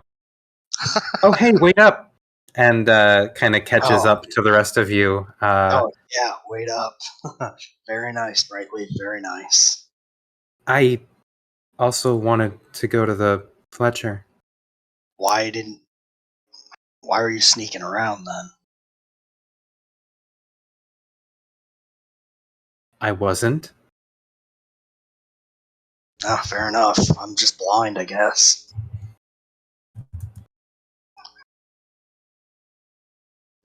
Well, we're here. Okay, you know what's really funny? No, I get no, that. no one. Okay, that's fine. Wait, That's fine. what? No, that's fine. I won't ask you to if you're not gonna choose to. But Wait. Hold on. You can't just do something like that and then go, huh? No one? I just thought someone would want to roll insight on that. I was like, I don't need In to my roll mind, I know insight. she was sneaking around. Yeah, The we saw her sneaking around. Braun didn't. The No, other 2 of you did. I'll insight Braun for just like bought it. reasoning. Braun just bought it and Cayman's like, I'm curious as to reasoning. You know, it's funny though. I did a GM roll, but it was a nat 20, so it beats your roll. So you're actually like, she doesn't think she was sneaking. She's just really sneaky. Yeah, Cayman's not not buying it for a fucking second. I mean that's fine. I just want you to know that she did roll a 23 for deception. So I wasn't sneaking around. I literally saw you, but okay. she's like, nope, wasn't sneaking. Anyways, I'm here to buy some arrows. That So- natural stealth. Do you have money to buy arrows? Actually, did any of you have money to buy anything? Brightleaf. I have money. Brightleaf pokes her hand into her pocket, and I look at the amount of gold that she has left. She has 48 gold. I just tap the side of my waist and you hear clink clink. That should be enough for arrows. She also, though, pulls out the amethyst that you got from Nueva Sigil Luzon, the 200 gold piece amethyst that she pocketed as her gem that she picked. You kept that. It's pretty. It is. Well, Cleek, I will act as translator. Get your arrows. Yep. So I will say this. I don't have a personality for the Dunwoodington Under the Mountain Fletcher Bowyer shop. I figure they're probably not going to have much more than business personality with some people. Pretty much. Give me your money. I mean, if you try to sell a really technologically complex or magical item, they might get excited. But in general, Cleek, what are you here to go shopping for? Firstly, I'm gonna grab like 4 bundles of basic arrows. There you go. You'll notice as you come into the shop that despite being labeled a Bowyer and Fletcher, I guess by Cayman through the guard, through the shop, you know, the whole chain of whoever's telling who what, it does seem, and Cayman, you read the shop sign, it did say that it was, shit, I need to come up with a name. Bob's Bargain Bowyer. So anyways, you go inside and there aren't as many bows as you would expect. A lot more crossbows. And the bows that are there I figured. are more of the short bow variety. In fact, there are short bows and mini bows that seem more gnome-sized. Makes sense. But They can't use longbows, longbows. you do see a couple longbows, but every single one of them, every single bow that could be classified as something of a longbow is very oddly constructed. Almost as if a gnome who could never use it took a crack at making it, not really thinking about how it would logistically work out, and then abandoned it once they were completed to a certain point. So there's a number of longbows that look like but mostly the more stable pieces are going to be the mini bows and the Well, I'm the not shopping for a crossbows new and- bow. Yeah, you're just getting arrows. They'll definitely have bundles of arrows for sure. They can I've bought 4 bundles or 80 arrows of basic arrows. Regular price, which I believe is what, like a gold for each A bundle. gold for 20. Yeah. Yeah, so 4 gold. They're not going to And- upcharge you at all. Are there any special arrows around? Anything that looks interesting? They have a larger selection of magic bolts, but they do have some magic arrows. What are you looking for? You see Brightleaf is already perusing their magical arrow wares. I'd like to see what there is Okay. in terms of magic arrows. Let me scooch on over to my list of magic arrows. Anything in particular you're looking for? You want the list. There are silvered arrows. There are +1 arrows. There are mage fire arrows, which are What's that? That's an arrow that does +1d6 fire damage and can ignite flammable things. You may remember this arrow from such films as Sichuan, Fairy Go Boom. Acid arrows. How much are those? A mage fire arrow is... Ooh, I have this written down somewhere. I just need to open that. We talked about this too, Bryn. I know. It's For the record, if we want to save this for next session to get a spread, We're already. or if you even want to we're, DM it to me, we are already 45 minutes over. This is all cheese right now. Like, you know, if this you're is getting awake and able to do this, cool. We can get it out of the way for next week when everyone is Fair available. point. So, you know, I would say that shopping can be fun but it can also be really, really boring and drag on. So it's one of those things where it's like, if you're all in it to do it right now, let's fucking go. Point. Okay, let me look at all the ones I have. Okay, I have normal arrows, 21 gold. Silvered arrows for 10. Jeez, that's really expensive. Right. I'm grabbing my stone, by the way. It's 100 gold for 10 silvered arrows, according to this chart that I was looking at. Mage fire? What about the mage fire? Oh, the mage fire arrows. Yes. Yeah. And I heard something about acid arrows too, which sounds Mage interesting. fire arrows are 5 for 20 gold. That's really powerful. I'm actually going to say maybe it's 4 gold apiece. I'm gonna say that they're 10 gold apiece because I think that they should be more expensive than that. So, I mean, it also basically, depends on what materials they have, and I think it makes sense for it being 4 gold where they have more materials to make them here. yeah, they can. Well, it's a question of economy of scale, but it's also how much are they producing of this particular kind of munition. Like I said, this isn't. I think it's also worth considering the nature. Is it just like is it magically enchanted, or is it just like soaked in oil? No, when I say mage fire arrow, it is an enchanted arrow. It is a magic arrow. It's not. That makes sense. It's not an oil arrow that like you light on fire and has burning pitch on the end and like. No. This isn't technologically advanced. This is magically advanced. There's like little runes inscribed on the metal, which is also alloyed with some like some stuff from what's the first layer of Avernus. There's like some Avernal steel alloyed into like the thing. It's just it has fire damage. Yeah, it has fire damage. Whatever we want to do to explain that. But yeah, so mage fire arrows 1d6. Fire damage, and they can ignite, non-worn, non-carried, flammable, 10 gold each. Acid arrow? I'll buy 2 of those with my 2 platinum. Of the acid arrows are also fire. 10 gold. Okay, yeah. Are the acid arrows the same with just acid damage? Acid does plus 1d8 damage, and the target has to make a DC 15 con save or suffer -2 to their AC and have disadvantage on con saves for 3 rounds. It doesn't stack with anything else. So if you hit them with 5, they are also 10 gold each. Oddly enough. Jeez. I would collect many of those. You're gonna have to give me amounts though, because they are limited in number. How many are there? Let's see. For the acid arrows, they have a total of 10, and if you want to buy all 10, you can't because Brightleaf's buying 5. Ha! Actually, no. She's buying. Let's see. She's gonna buy 2. So there are still 8 acid arrows available. If you want to split the cost, we can buy more. I kind of want those. All of them? I don't have a lot of money. We don't need to buy all of them, but we can buy a few more. I don't know. I'm gonna buy 2 or 3 myself, probably. I'm gonna just grab the 8 fucking arrows, put them down, put down 80 gold. 8 platinum. Okay. The gnome shopkeeper like nods at you and it's like and yep. You see a flash of their hand and the platinum's gone. All right. And like a receipt slides across the counter. Yep. Each transaction you make does its own thing like that. Yep. Me and Brightleaf each getting 5 then?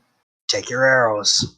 Okay, so she already bought 2 of them with her money, so I'll add 3 more on top of that. So she's at 8 acid arrows because she had a couple already.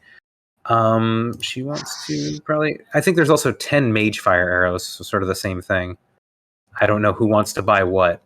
Don't make me do this. Plus 1d8. She's going to only get 2 of them, so she's now at 5. I've also bought 2 mage fire.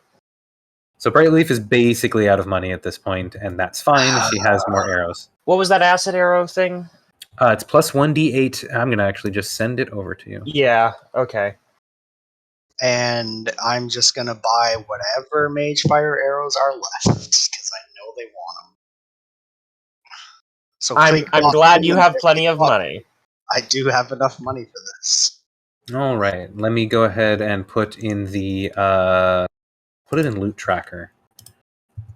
All right, so Cleek bought 2 Mage Fire, and Brightleaf bought So 2. you bought 6 then. 6 more platinum gone. Okay, there's acid arrows in the loot tracker. And then the mage fire arrows. Yep, all 10 are bought. So I'll say this straight up: these prices are subject to change based on availability, and while supplies last. So it's really one of those things that, depending on where you are and what time it is and what supplies are available, prices may change. So here, they have a lot of high tech and high powered magical industrialization techniques. Prices are lowered. It might be higher elsewhere. So exactly. You get it. You buy all the stuff that you think you want for arrows here, where they mass produce magic like it's... Okay. Is there any more kinds of magic arrows I should be looking at? Oh my goodness! You bought without knowing all. Okay, well anyway, so there are a number of different. You have regular arrows. You have silvered arrows. You have hammerhead arrows. What do those do? So a hammerhead arrow is a blunted arrowhead that can deal bludgeoning damage. They do 1 die less damage. So like on a longbow, it would be 1d6 instead of 1d8. Mm-hmm. But on a critical hit, they apply the stunned effect to the target until the start of your next turn. That And relies on crits. And they cost twice as much as regular arrows. Yeah, that's not worth it. They cost 2.5 times as much. 2 gold and 5 silver. Oh, that's definitely not worth it. No, screw get that. some to rank so you can just slap people with them. That's funny. I'm not giving that to anybody who's not like a champion to make better use of it. There are broadhead arrows. I'm not gonna throw it. I'm gonna hit people with it. There's no rules against that. I don't like the broadhead arrow effect that I'm reading. I would think it's more of like an armor piercing thing instead of. So the what I'm reading for broadheads is like the hammerheads. They do 1 die less damage, but on a crit they apply the bleeding effect. The target takes 1d4 slashing at the end of its next turn, unless it uses its bonus action to hold the wound close, requiring also a free hand. The effect ends if the target is healed or after 3 turns. That's a lot to deal with. Not very effective, and it's just kind of a weird thing. I feel like if it relies on a crit for the effect, then I don't really want it. I feel like maybe just doing +2 to hit and +2 damage to someone in medium or heavier maybe makes more sense, because broadheads are meant to go through heavy armor. You That's what they're for. 1 from the AC when you're making an attack roll against them. Again, specifically medium or heavy or something. So I'm gonna rewrite broadheads in the week. So don't worry about buying them right now. Corkscrew arrows. They move more effectively through water. So they ignore the ranged weapon attack underwater combat rules when you use them underwater. Chekhov's gun. Rope arrows. They have 25 feet of rope attached to the end of them. If I need to hunt a whale, I know what I'm getting. Regular fire arrows. Ones that have a small cage for pitch with flammable material. Hang on, go back to that rope arrow. 25 feet attached to the end of the arrow. 25 feet of rope. How much are those? For 5 of them, it is 3 gold. For 5 for 3? 5 rope arrows for 3 gold. Gimme. Yeah. I will be right back. I gotta use the restroom. This is fun, though. I'm enjoying shopping. I love how many types of arrows there are. I'm about to look like a spellcaster in my inventory. Think about the people in the party who can't fly. Yeah, I know. I realize that. Like, imagine climbing that mountain, screw putting in pythons every 25 feet. I'm just firing a missile into the rock. ICBM incoming. Oh, I also sent Bryn a thing, but I'll wait for him to get back. Man. Y'all, shopping for arrows after having a deep conversation. Ren, showing gnomes his thing token. Showing off all of his prosthesis to a group of peoples known for loving that kind of thing. Making a lot of friends. I bet we're making a friend. Probably gonna have hey, you wanna touch it? Give me 1 gold. He's gonna start charging people. I'm gonna be asking this gnome if they do delivery. Are you? We're going to ask the gnome if he does deliver. No, hold I on. wanna see I this. will say one thing. There is a fun spell called Gold or Speedier Carrier, and if you Yeah, can I'm magic, just saying, suggest this don't shop think- is badass for how many different types of arrows it carries. This ain't no typical Fletcher. The gnome Fletchers officially have my thanks for being creative. This is making like Dex builds so much better than what they normally are, and they're already really great. Now it's just getting even worse. Dude, I'm a Dex build and I can hit how hard? Bryn, I have a That's question. plus for 10, you. though. Yeah, what is it? How long is an arrow? Ah, Definitely not 3 feet. no. I think it's like a Like, foot oh, yeah. ish, maybe foot and a half. Yeah, I call it speedy courier. Most new arrow shafts these days measure 32 inches before being cut, so that's about as long of an arrow as you can shoot. Depending on your draw length, such an arrow might stick out an awful lot in front of your bow at full draw, which raises issues about clearance and maneuverability. Smaller arrows, smaller draws.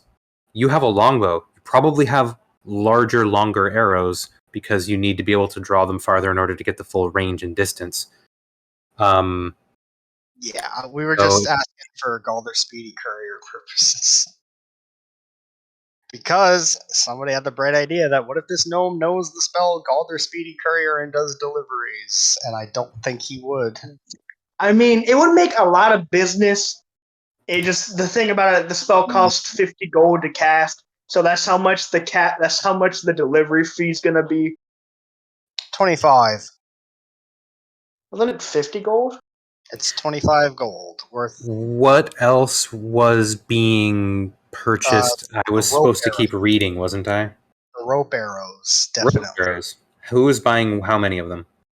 Cleek 5. leapt at 3 gold. Yep, paid it. Okay. So there are also fire arrows. Flame fire arrows. These are the ones with like the open cage of flammable material. They have to be ignited before they're fired in order to take effect. They deal 1d4 extra fire damage, so they're actually not as good. But How much do they cost? For 10 of them, it's 3 gold. So they're Give me much 20. cheaper. Okay, so 6 gold.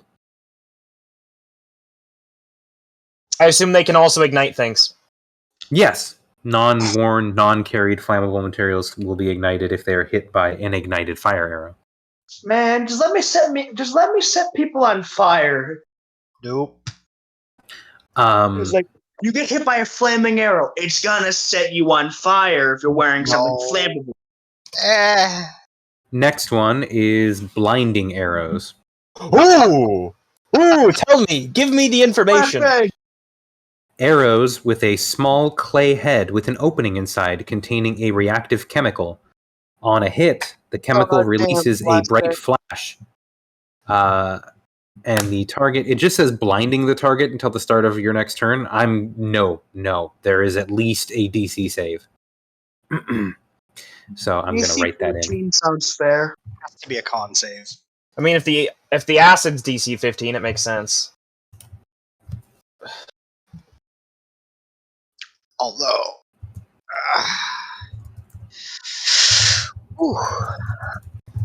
I'm glad we're getting this out of the way. Next up is going to be. Yeah, I would not want to take this much time away from some of the other people next session. I'm glad we did. It's been an hour so far. Ren hasn't even gone shopping yet. He's just getting drunk. And just think, I sat there for 2 hours listening to you guys continue a shopping trip from your last session. Blinding arrows. Yeah, on a hit, chemical releases. Target must succeed on a DC 13 con save or be blinded until the start of next turn. DC 13. Well, if they have low con. Yeah, a lot of things have high con. So, to be fair, a lot of monsters have a lot more higher constitution. That's why con saves are kind of trash. We'll be alright. Depends on what you're fighting. Well, you are a fighter and strong, so you'll be able to get a lot of arrows into them, which is a lot of saving throws to make. Also, the acid arrow gives disadvantage on con saves. Yeah, so it's a good combination. Smoking arrows. What is the Arrows with price a of the small blinding clay- arrows? Oh, blinding arrows are 3 gold for 5. Oh, okay, sure. Heck, I'll take 10. That's 6 gold. At some point, you're going to have to buy a second quiver. A quiver. Or buy an Alona's quiver. All right. Can I get blinding arrows in the loot? The Yeah. description. Thank you.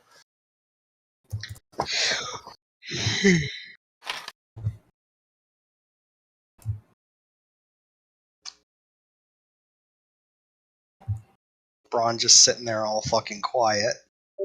I'm waiting for my turn, man. Braun, what are you looking Sorry. for? I'm looking for a bunch of herbs for a bunch of alchemy that I want to do. I want to make a bunch of poisons and some more healing potions. All right. Not this shot. We'll get you to a place for that Oh. in a moment. Yeah, we'll get to that. I think you bought a significant amount of arrows here. Yes, and there's more to buy. Yes, I heard there's smoking arrows. Yeah, is that like a On a smoke hit, the chemical releases in a 10-foot sphere, heavily obscuring vision in the area. The smoke lasts for 10 rounds unless removed by a strong wind. So it's a 10-foot sphere. It's a Smoke bomb mini arrow. long range smoke bomb. How much? It lasts for 10 rounds? How long does it normally last? 10 rounds? A smoke bomb? 1 round, doesn't it? No, a normal smoke bomb lasts plenty of rounds. The reason they didn't last as long in the battle on the train was because there were doors that were wide open, and and we were moving it says 8 that a miles strong per hour. wind will disperse it over the course of like 1 round, and it even gives like miles per hour. Like a 10-mile-an-hour wind will disperse it over a few Man, rounds. you hit like an enemy with that, and they're just gonna be blinded for 10 rounds. I mean, Or they move Oh, 10 feet. or they move out of the smoke. Yeah, or they just Arrows pull the pierce arrow out. into people. Yeah, so they They're just gonna have to pull take It the doesn't arrow. move the smoke No, with it. no, It's it like says, I'm assuming it's like an says- instant explosion. It's not like constantly creating smoke. It says arrows with a small clay head with an opening inside containing a reactive chemical. On a hit, the chemical releases smoke in a 10-foot sphere, meaning the clay breaks open instantly. It's not an arrowhead. Okay. It's like a little clay canister on the end of Yeah, an I arrow. was thinking like it has like a little smoke. Does it thing still deal attached. normal damage? It deals bludgeoning damage. Mm. Yeah, it specifically says it deals bludgeoning damage because shooting a little clay canister with some smoke in it at you. You're not even shooting an arrow, you're shooting a smoke bomb on an arrow. How much? For the smoking arrows, same thing. 3 for 5 5? 3 gold. Yep. Give me 10. Okay, 6 gold. Is it worth that? Oh yeah, it's worth having plenty. Never hurts. It could be used for escapes, and you can fire how many arrows per round? 2. Uh-huh. 4 with the Yeah, if we're ever running Level away. 11, we can fire 6, and I can 10-foot radius. Yes. I'm Radius. putting it in the thing right now. So it's a pretty big area. And even if it I don't know where you're getting these from, but I would absolutely love the source for use in my own campaign because this is badass. There's also a variety of magic. There's the mage fire arrows, there's the poison cloud arrows, there's the explosive arrows, there's the ice arrows, the thunderclap, lightning arrows. Oh, hold on. We have fire even arrows. a couple mind piercers. We have fire arrows, light arrows, and ice arrows. Anyone else think this is? Wait, we have ice arrows? This is a Legend of Zelda game all of a sudden. Where's my no. ice arrows? playing I just Monster have a- Hunter. I have a long list of arrows here of different elements because Man, we just playing Monster Hunter at this point. are ya? We're You've playing. been Vampire. hunting gigantic well, yeah, why not? Yeah. Well, we weren't hunting them. We were being hunted by them. That happens in Monster Hunter as well. We'll call it even. I don't think we've ever gone actively hunting for a large monster. So ice arrows? Ice arrows are cold to Oh. the touch. I would On a like to hit. point out Go ahead. Hmm. I would like to point out we're going into an area that right now is full of coldness and iciness and freezingness. Ice resistance is going to be everywhere. So keep You know, that in mind. but you never know. Save it for the long run. Yeah, but also think about what we're immediately moving into. Hence the fire arrows, Yep. which I bought like 10 of. Why did it only say I got one? Ice arrows, 5 for 100, and Whoa. yeah, they're a little more expensive. What do they do? On a hit, they do 1d8 extra cold damage, and the target must pass a DC 15 con save or suffer minus 10 feet to their movement speed, and have disadvantage on dex saves for 3 rounds. That kind of sucks. For Yeah, that's 100 about what I gold. thought it would do, but it's just way too expensive. Yeah. Now that could be a make or break right there, but yeah, it's expensive. I mean, why do that when you could have like a crusher feat just knock them back 5 feet or like something like that? There's so much you can do. Melee attack, and it's only 5 feet. This knocks out 10 feet of movement and disadvantage on dex saves. Think about 10 all- feet of movement with my arcane shot. Yeah, all And I So, can silvery barbs. And that's guaranteed and forces them to take an action to get rid of it. that would be Not 20 everyone shares the confluence of abilities that y'all have, so Yeah. what is advantageous for you Whoever or wants to not, pay 100 gold to do what I want, they can have fun. I'm not paying it. that's fine.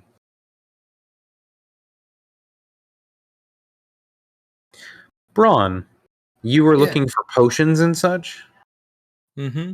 Like an alchemy shop or a herb shop, something like that. You aren't able to, and I'm just gonna, we're time skipping here. You can keep shopping, Cleek, but for the purposes of just shopping, yeah, you're able to find an alchemy shop. Definitely not an herb shop here in Dunwoodington, but alchemy. Yes, mechanized alchemy, most certainly. Oh my god. Giant cauldrons of healing potion. batch prepared healing potions like in It's gonna be so cheap! Oh my god! Hi! You hope. So yes, you are able to find a concoctioner, which is making different potions for you. Are you looking to buy ingredients to make potions yourself? Are you looking to buy potions? Are you what are you buying? I'm looking to stock up on potions of greater healing, of course, but I also want ingredients and herbs so that I can make like some more black bile and rat's wine and liquid paranoia and that stuff. Stop Liquid laughing, paranoia. Liquid paranoia? What the fuck? He's got some poisons. Although I'm I've gonna got say the poison name for of that you. poison is enough for paranoia. Yep. All right, so a potion of greater healing for the is 200 gold, and Ouch. buying them they're going to be 200 gold each. If you want the ingredients to make them yourself, it's 100 gold for one dose. Let's see. Give me the different poisons that you're looking for ingredients for. Well, the first one's gonna be black bile, of course. Okay. I have it here if you need it. Have I listed Yeah. how many? You were able to gather some of the ingredients, but not all of them. Yeah. You didn't tell me which, though. Yeah. If you put down another 50 gold, you can get the ingredients to do 2 doses. You already have like half of it, is what I'm saying. It's just like the last ingredient's expensive, and they only have a little bit of it here, but you can buy it. 100%, yeah. I'll put down 50 gold for that. Yep, 50 gold for 2 doses of that last reagent for black bile. How many greater healing potions do you want to purchase, or purchase the ingredients for? I want to purchase the ingredients for 4 potions of greater healing. All right, so 400 gold. 400 gold.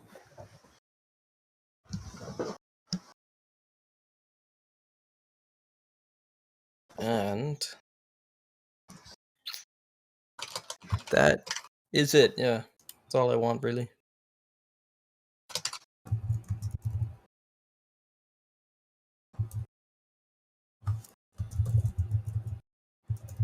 Okay, well, if that's all you want, then it's easy enough to do.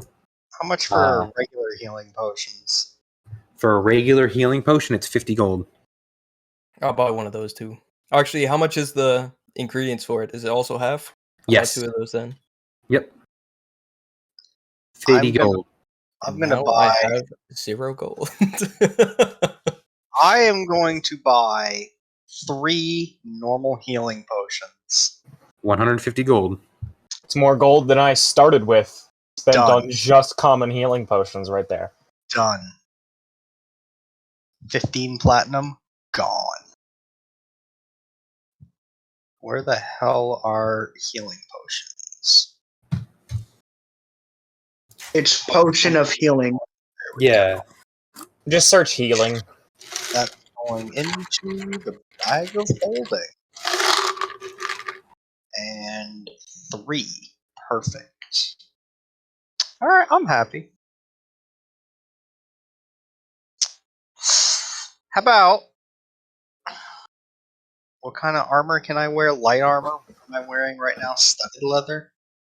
I don't think there's anything better than studded leather armor that I can buy that's light armor. Not default, If no. it's not Studded magic, leather is the best light armor. Unless, of course, you find serpent scale armor, which is basically just +2 studded leather in the form of an uncommon you scale can't- mail. because it's medium armor, and they're not proficient in medium armor. Yeah, that would be a problem. Should have played the Hexblade. You would have gotten that medium armor proficiency. Yeah, well, I didn't want to play another Hexblade. Yeah, I've played so many Hexblades at this point. I'm just done with them. I've never played a Hexblade, and I thought it looked fun, but everyone talked about how they've done it all the time, and it chased me away from it. Yeah, it No, is I've- fun, but I've It's played. like it's the strongest warlock subclass. No, mine is the one I have right now. Is I wouldn't definitely- say it changes the play style of the warlock.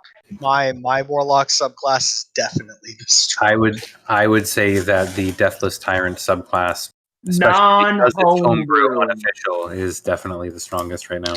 Officially non-homebrew Hexblade is probably one of the strongest subclasses out there for the sheer fact of you can get an improved critical hit. Hexblade and the Undead would be 2 of the warlock classes, I would say, and Genie, obviously.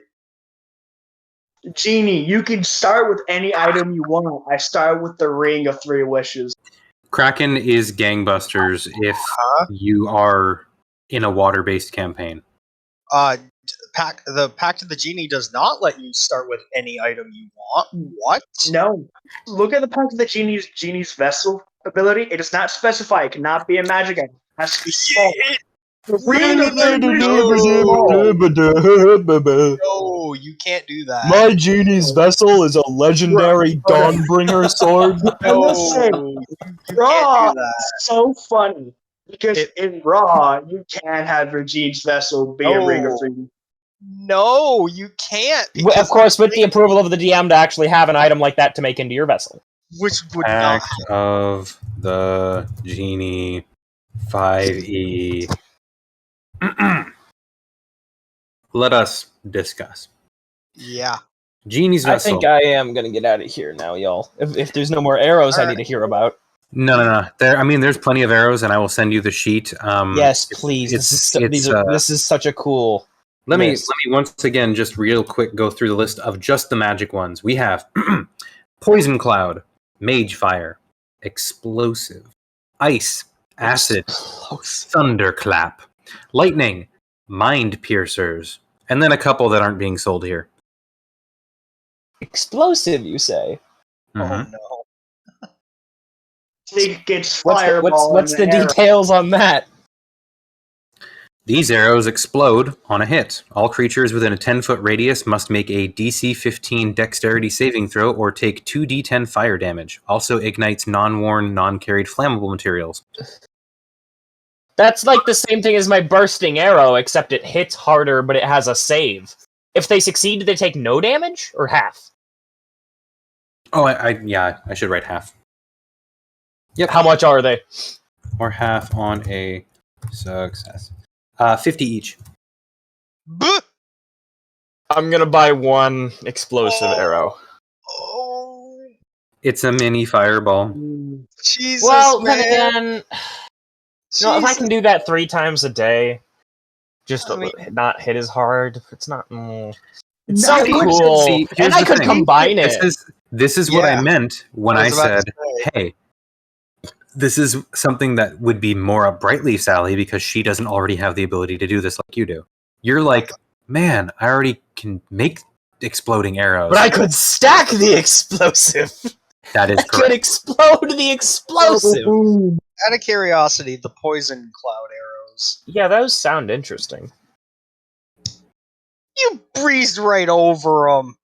Look, I heard explosive.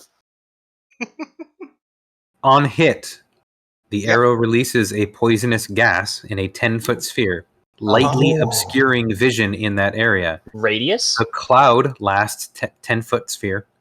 The cloud Radius or lasts diameter?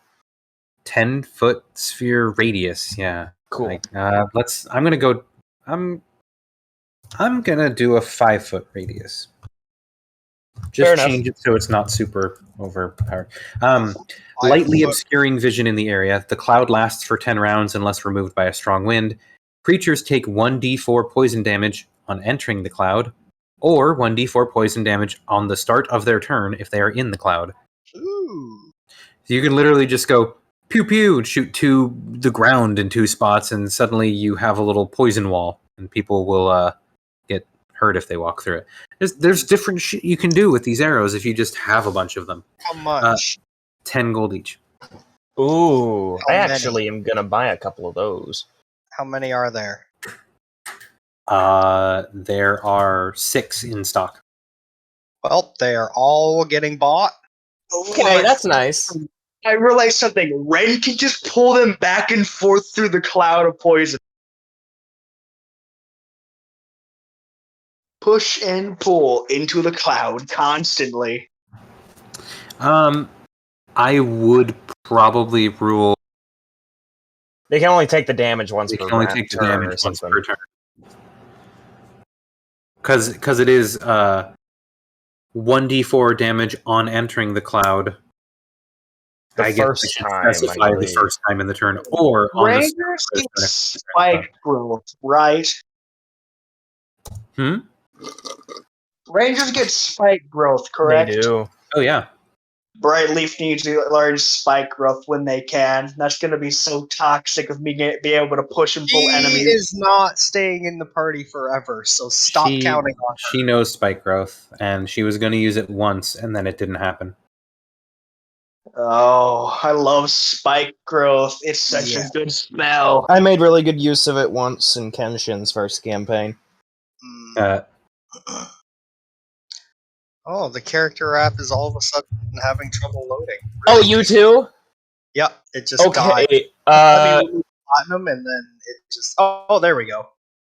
I guess Alright, D&D Beyond went down for a second. It's back. All right, all 6 arrows go to Brightleaf. Fair enough. You have bought a 'em. bajillion fucking arrows right now. I don't have any that make poison clouds. That's true. I will end the recording for. Oh God, have you You know. been recording all of them? Oh yeah, no, I've been recording because we've been discussing. Oh Anyways, no. good night, everyone.